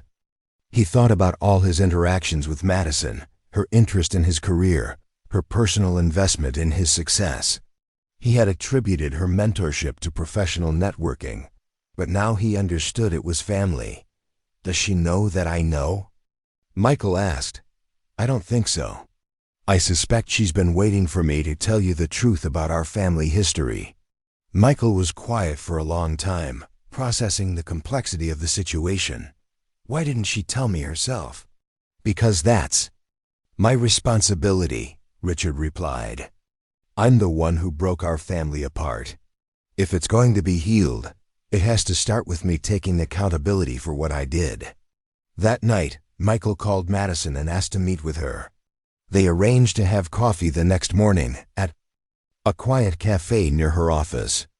I know who you are, Michael said as soon as they sat down. Madison's composed expression didn't change. But her hands tightened slightly around her coffee cup. "What do you know? I know you're my sister. I know. Our father threw you out when you were 14. I know you've been taking care of me professionally because we're family, not because of my legal skills." Madison studied her half-brother's face, looking for signs of anger or rejection. Instead, she saw curiosity and compassion. "Are you upset?" Madison asked. Michael shook his head.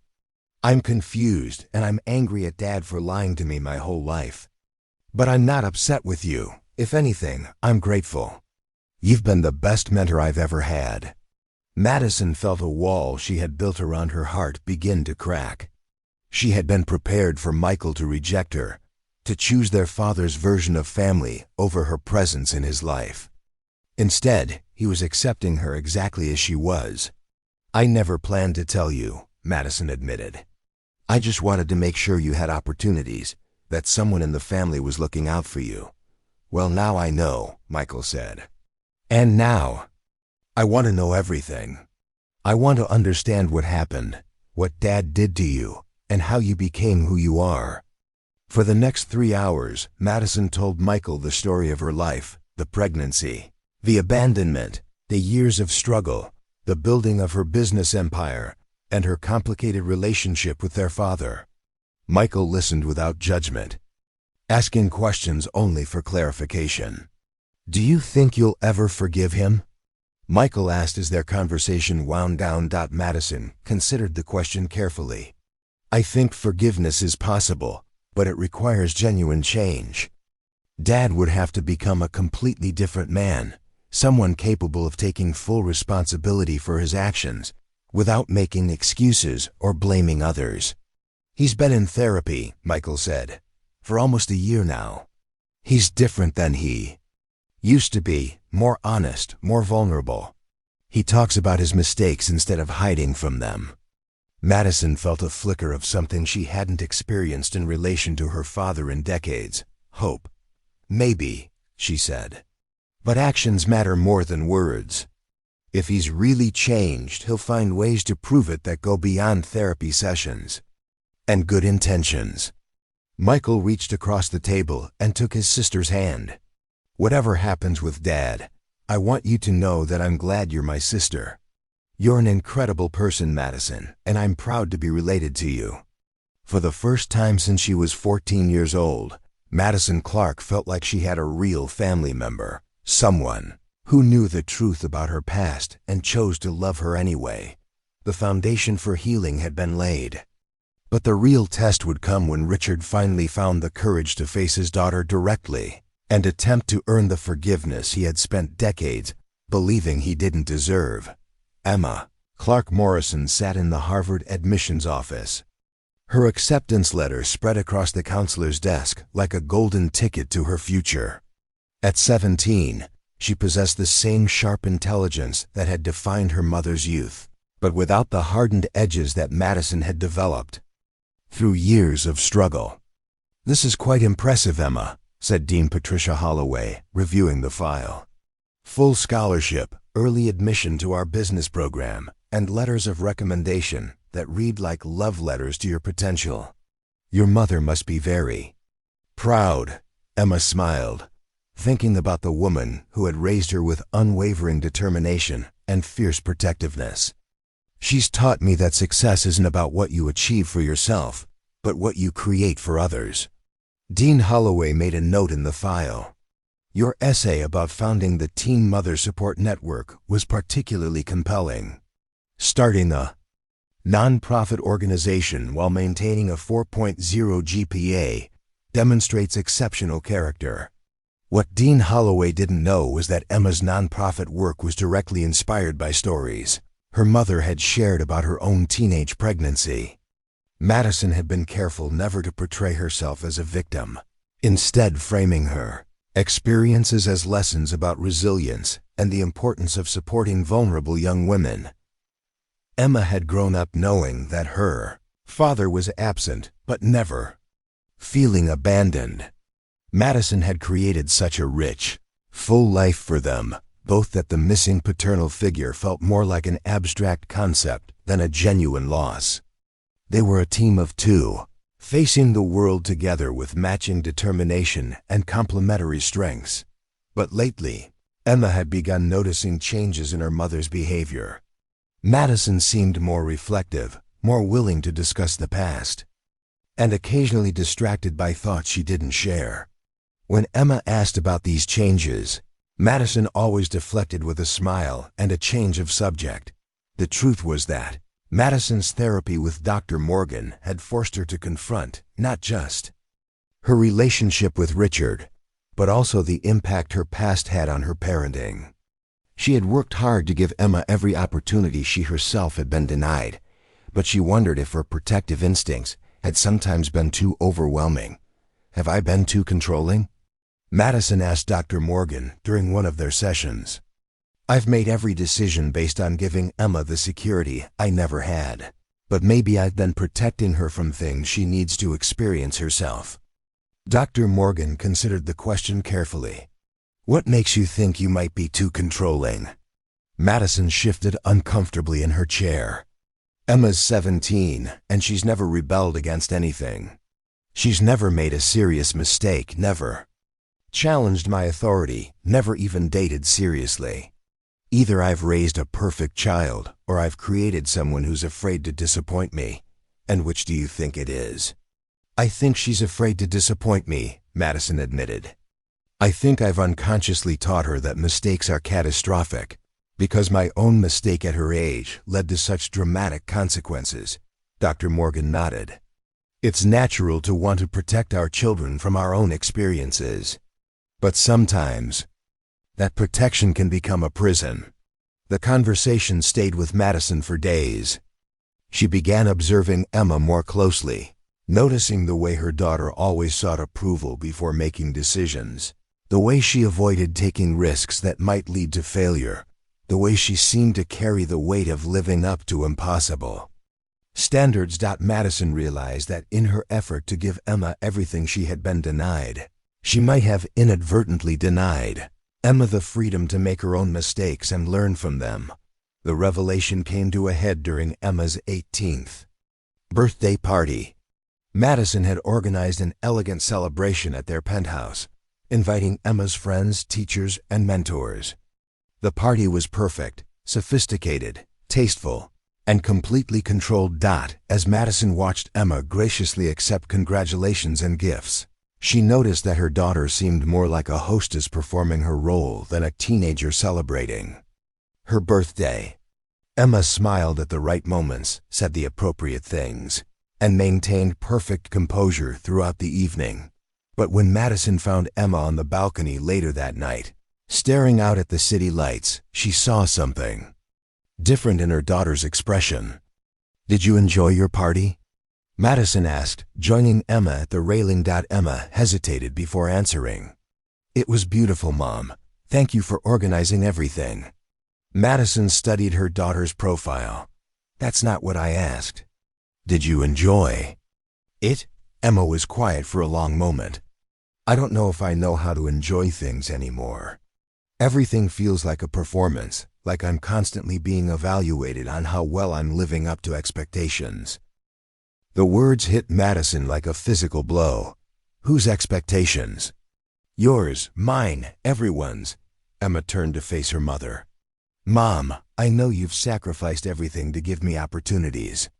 I know you've worked incredibly hard to build this life for us. But sometimes I feel like I'm living your dreams instead of discovering my own."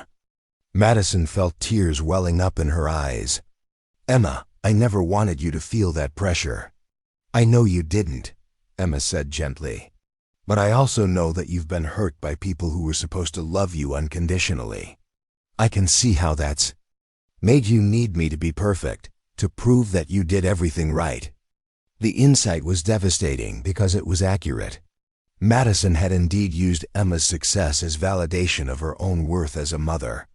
Every achievement, every honor, every moment of excellence had been proof that she had overcome her father's abandonment and created something valuable.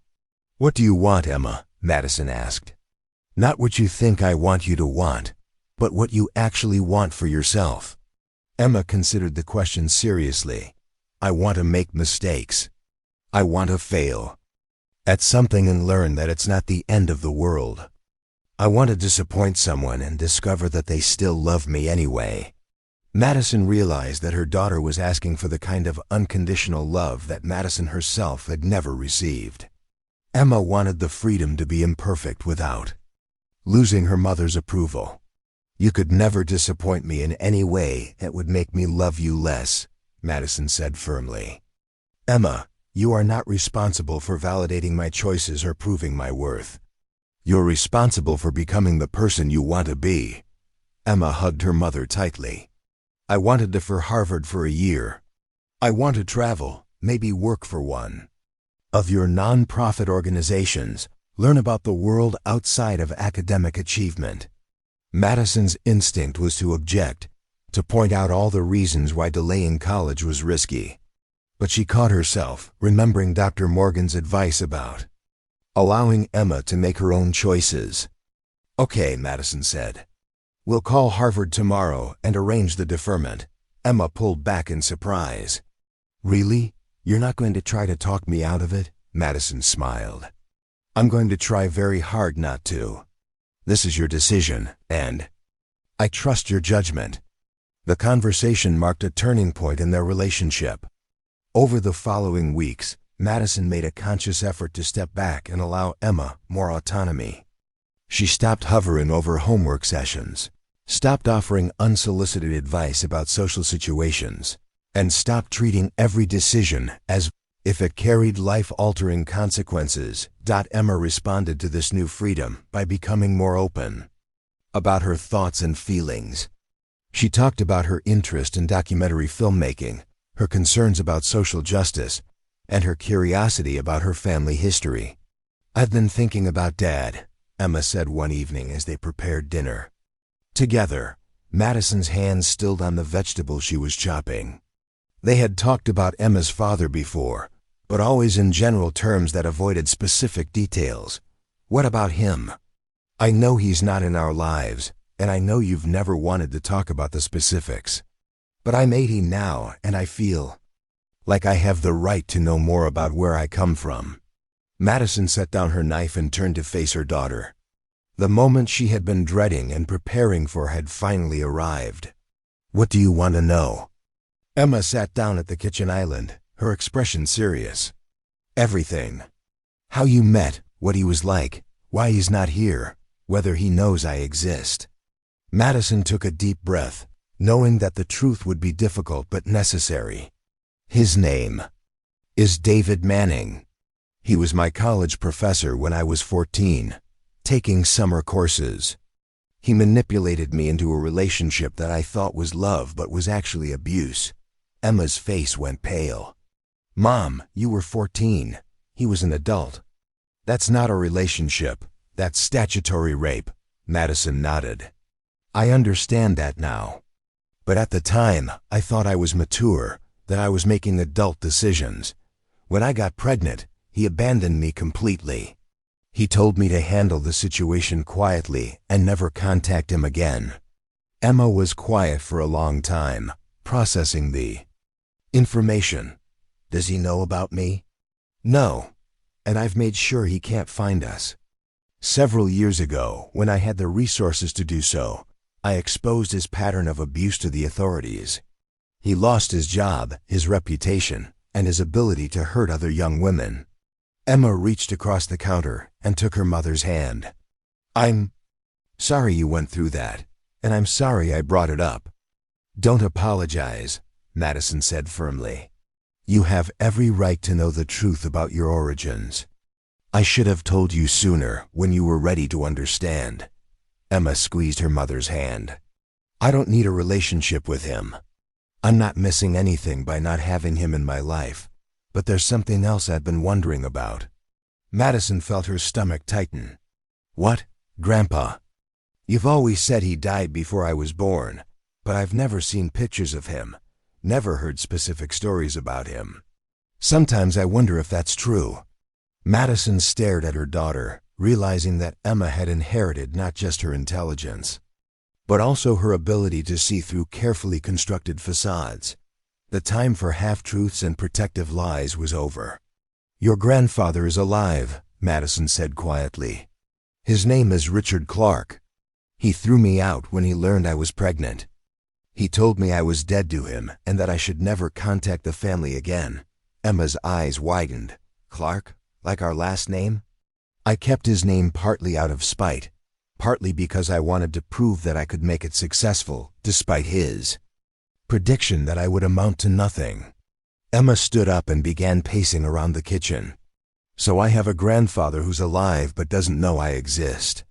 "He knows you exist now," Madison admitted.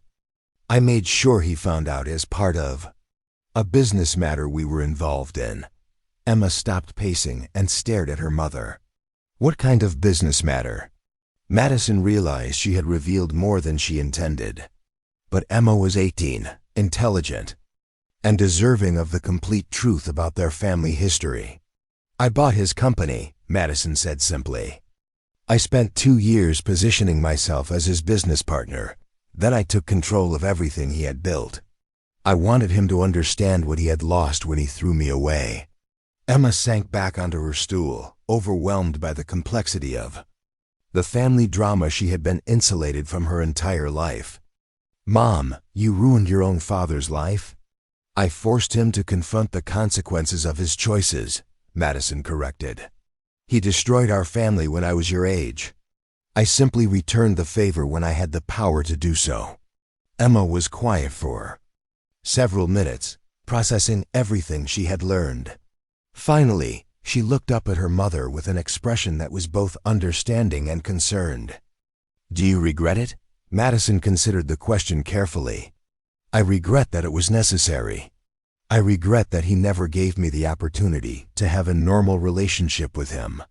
But I don't regret showing him who I became despite his abandonment." Emma nodded slowly. "I want to meet him." The statement hung in the air between them like a challenge. Madison felt every protective instinct she possessed rising to the surface. "Emma, he's not the kind of man who—" "Mom," Emma interrupted gently. "You just told me that you trust my judgment. You said I have the right to make my own choices and my own mistakes. This is one of them." Madison stared at her daughter, seeing herself at the same age, determined, curious, and unwilling to accept other people's limitations on her choices. "He hurt me very badly," Madison said finally. "I don't want him to have the opportunity to hurt you." Emma reached for her mother's hand again. "But maybe he's changed. Maybe losing everything taught him something about what really matters. And maybe meeting me would help both of you heal." Madison realized that Emma was offering something Madison had never considered, the possibility that revenge might be less satisfying than reconciliation. Her daughter, raised with love and security, could imagine forgiveness in ways that Madison, shaped by abandonment and struggle, had never allowed herself to consider. "If you're serious about this," Madison said slowly, "there are things you need to understand about him, about our history, about why this is complicated." Emma smiled. "I'm serious. And I'm ready to understand everything." For the first time since she was 14 years old, Madison began to consider the possibility that her story with Richard might have an ending other than his complete destruction. Her daughter, the one person in the world whose opinion mattered most to her, was suggesting that forgiveness might be stronger than revenge. It was a terrifying prospect, but also, unexpectedly, a hopeful one.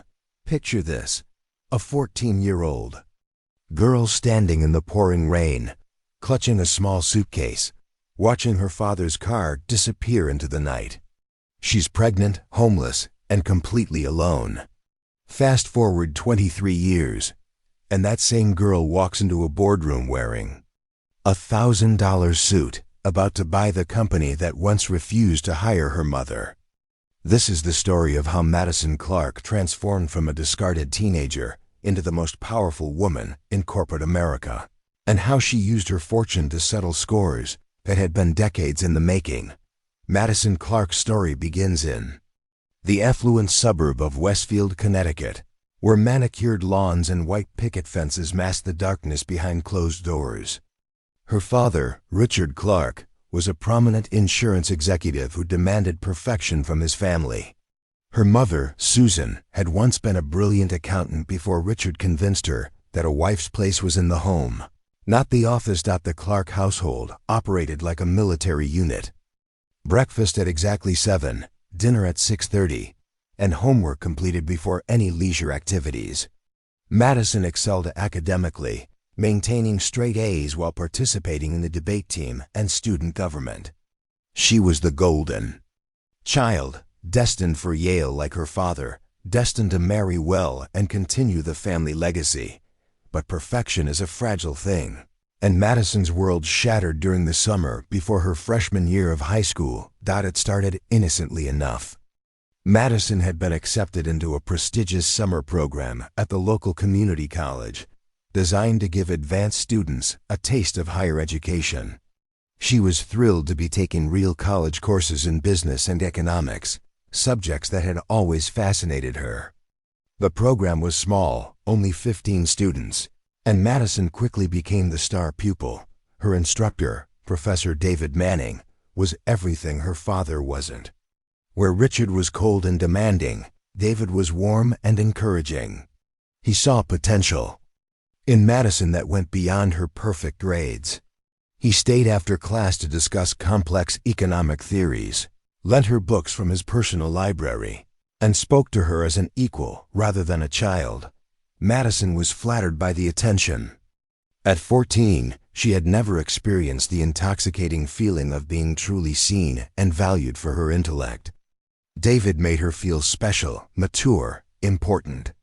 When he suggested they meet for coffee to discuss her final project, she saw nothing inappropriate about it.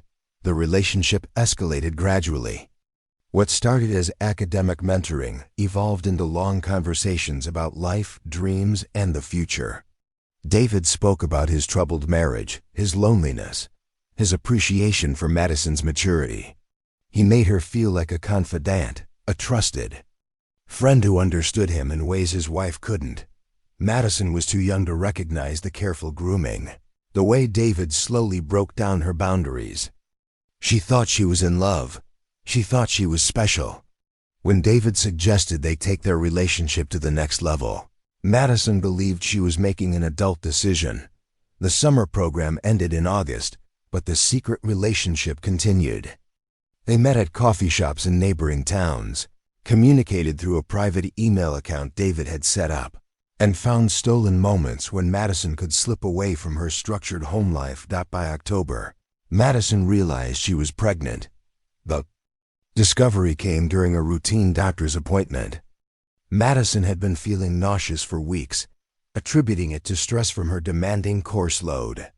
When Dr. Patricia Williams delivered the news, Madison's world tilted on its axis. "Are you sure?" Madison whispered, her hands trembling as she gripped the examination table. Dr. Williams nodded solemnly. "The test is positive, Madison. You're approximately 10 weeks along." Madison's mind raced through impossible calculations. 10 weeks ago, she had been convinced she was living a mature, adult romance. Now she realized she was a pregnant child, carrying the baby of a man who had violated every ethical boundary imaginable. The drive home was a blur of panic and denial. Madison parked 3 blocks from her house and sat in her car, trying to process the magnitude of her situation. She thought about David, about their last conversation where he had seemed distant and distracted. She thought about her parents, about the family reputation that meant everything to her father. She thought about her future, about Yale, about all the dreams that suddenly seemed impossibly far away. That evening, Madison tried to maintain her usual routine. She helped her mother prepare dinner, discussed her day at school, and completed her homework with mechanical precision. But inside, she was drowning. 3 days later, she finally found the courage to call David. His reaction was swift and brutal. "This is impossible," he said, his voice cold and unfamiliar. "You must be mistaken." "I'm not mistaken," Madison replied, her voice barely audible. "I went to the doctor. I'm pregnant, David." There was a long silence before David spoke again. "This conversation never happened. You need to handle this situation, Madison. Quietly. I have a career to think about, a family. This cannot come back to me." The line went dead, leaving Madison staring at the phone in her hand. The man who had professed to love her, who had made her feel so special and mature, had just abandoned her with the callousness of someone discarding a broken toy. Madison spent the next week in a state of numb shock. She attended classes, participated in family dinners, and maintained the facade of normalcy while her world crumbled around her. She researched her options online, reading about pregnancy termination procedures and adoption services, but every path seemed impossible to navigate. Alone, the decision was ultimately made for her. When her mother found the pregnancy test Madison had hidden in her bedroom closet. Susan Clark's scream echoed through the house, bringing Richard running from his home office. Madison stood frozen in her doorway as her parents processed the evidence of her pregnancy. "How is this possible?" Susan demanded, her face pale with shock. "Madison, how is this possible?" Madison's carefully constructed lie tumbled out in a rush of words. She couldn't bring herself to reveal the truth about David, couldn't bear to add statutory rape to the list of crimes against her family's reputation. Instead, she claimed the father was a boy from school, someone she barely knew, someone who had since moved away. Richard's reaction was swift and merciless. "Pack your things," he said, his voice deadly quiet. "You have 1 hour." "Richard, please," Susan pleaded, but her husband's face was stone. "This family will not be destroyed by her mistakes," Richard continued. "She has made an adult decision, and she can live with adult consequences. She is no longer welcome in this house." Madison's world collapsed in the space of 60 minutes. She threw clothes into a suitcase while her mother sobbed in the hallway, begging Richard to reconsider. But Richard Clark was a man who valued reputation above all else, and Madison's pregnancy was an unforgivable stain on the family name. As Madison carried her suitcase to the front door, she made one last desperate plea. "Dad, please, I'm sorry. I made a mistake, but I'm still your daughter." Richard's response was delivered with the precision of a surgical strike. "You stopped being my daughter the moment you chose to behave like a whore. Don't come back. Don't contact us. As far as this family is concerned, you never existed." The door slammed shut, leaving Madison alone on the front porch in the October rain. She stood there for several minutes, hoping against hope that her parents would change their minds, that the door would open and she would be welcomed back into the warmth of her former life. But the door remained closed, and Madison finally understood that there was no going back. With nowhere else to go, Madison walked to the only place she could think of, the local bus station. She used her savings to buy a ticket to New York City, reasoning that a large city would offer more opportunities for a pregnant teenager than small town Connecticut. The bus ride was a journey into an uncertain future. Madison stared out the window at the passing landscape, watching her old life disappear mile by mile.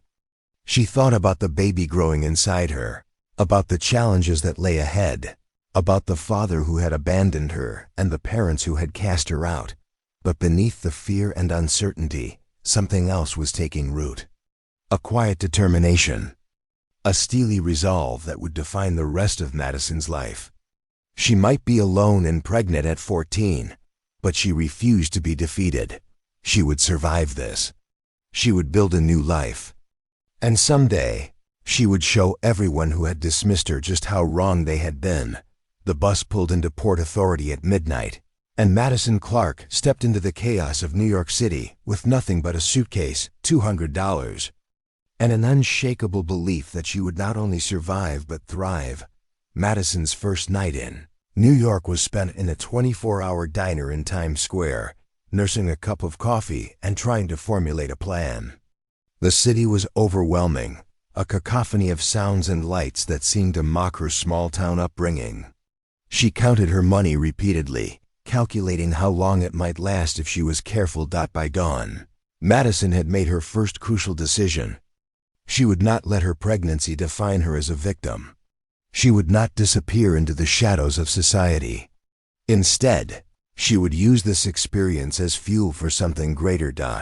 She rented a room in a rundown boarding house in Queens, paying a week in advance and lying about her age to the suspicious landlord. The room was barely large enough for a single bed and a dresser, but it was hers.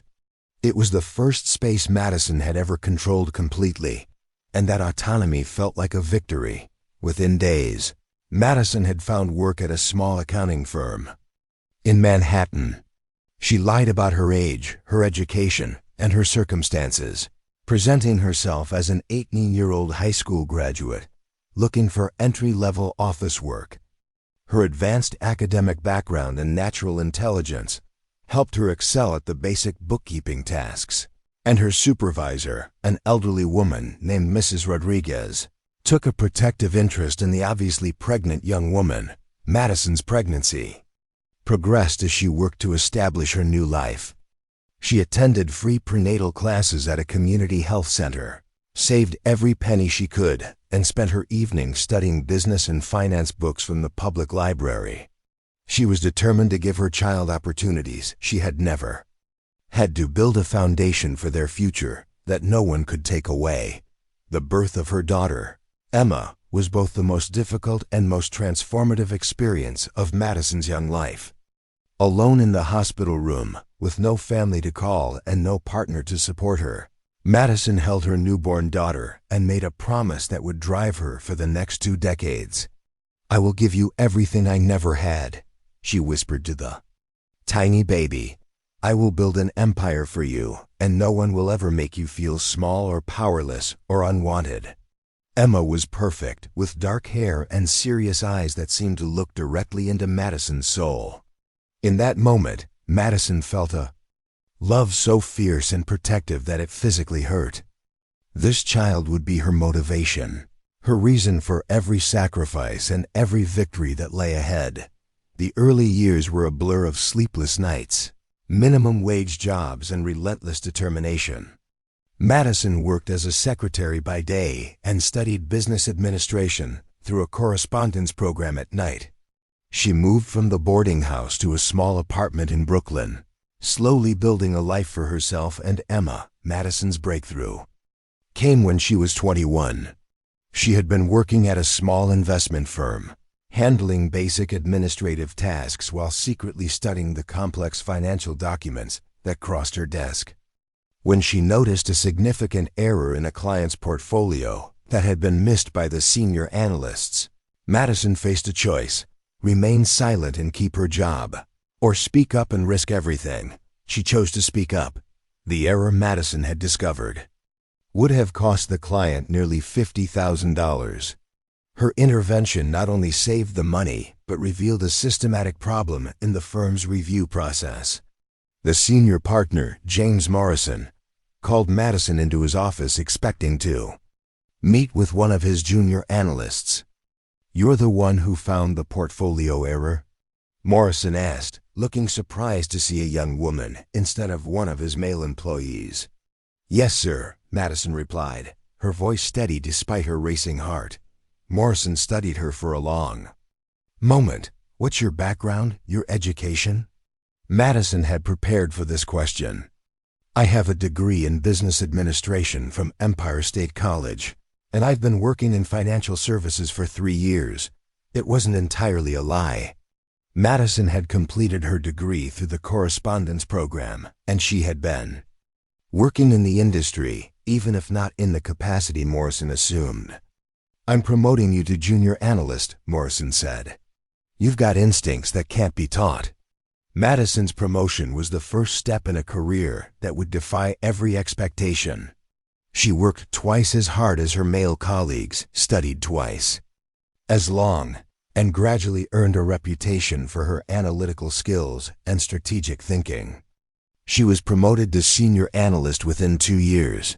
then to portfolio manager by the time she was 25. Madison's ambitions extended far beyond climbing the corporate ladder. She was building towards something bigger, something that would give her the power to reshape the world that had once rejected her. As Emma grew from a toddler to a school-aged child, Madison began laying the groundwork for her own investment firm. She saved every penny, studied every successful business model, and quietly built a network of contacts who recognized her exceptional talent. The firm she eventually launched, Clark Capital Management, started with Madison's life savings and a single client who believed in her vision. Within 5 years, it had grown into one of the most successful investment firms on the East Coast, with Madison at the helm as the youngest female CEO in the industry. But success in business was only part of Madison's plan. She had never forgotten the people who had dismissed her, abandoned her, or written her off as a lost cause. She had spent years building not just wealth, but influence, and she intended to use both to settle the scores that had been accumulating since that rainy October night when she was 14. The first target was Professor David Manning, the man who had destroyed her childhood and abandoned her when she needed him most. Madison had kept track of his career over the years, watching as he moved from community college instructor to department head at a prestigious university. She had watched him build a reputation as a respected educator, seen him honored for his contributions to academic excellence. Madison's revenge was precise and devastating. She used her connections to launch a discreet investigation into Manning's history, uncovering a pattern of inappropriate relationships with students that stretched back decades. The evidence was compiled into a comprehensive report that was simultaneously delivered to the university administration, the local media, and the state education board. Manning's career ended within a week. His tenure was revoked, his pension eliminated, and his reputation destroyed. The story made national news, with Madison's own testimony serving as the catalyst for other victims to come forward. But Madison wasn't finished. She had learned long ago that true power came not from destroying enemies, but from building something so strong and valuable that former enemies would beg for her approval. And that was exactly what she intended to do with her father. Up next, you've got 2 more standout stories right on your screen. If this one hits the mark, you won't want to pass these up. Just click and check them out. And don't forget to subscribe and turn on the notification bell so you don't miss any upload from us.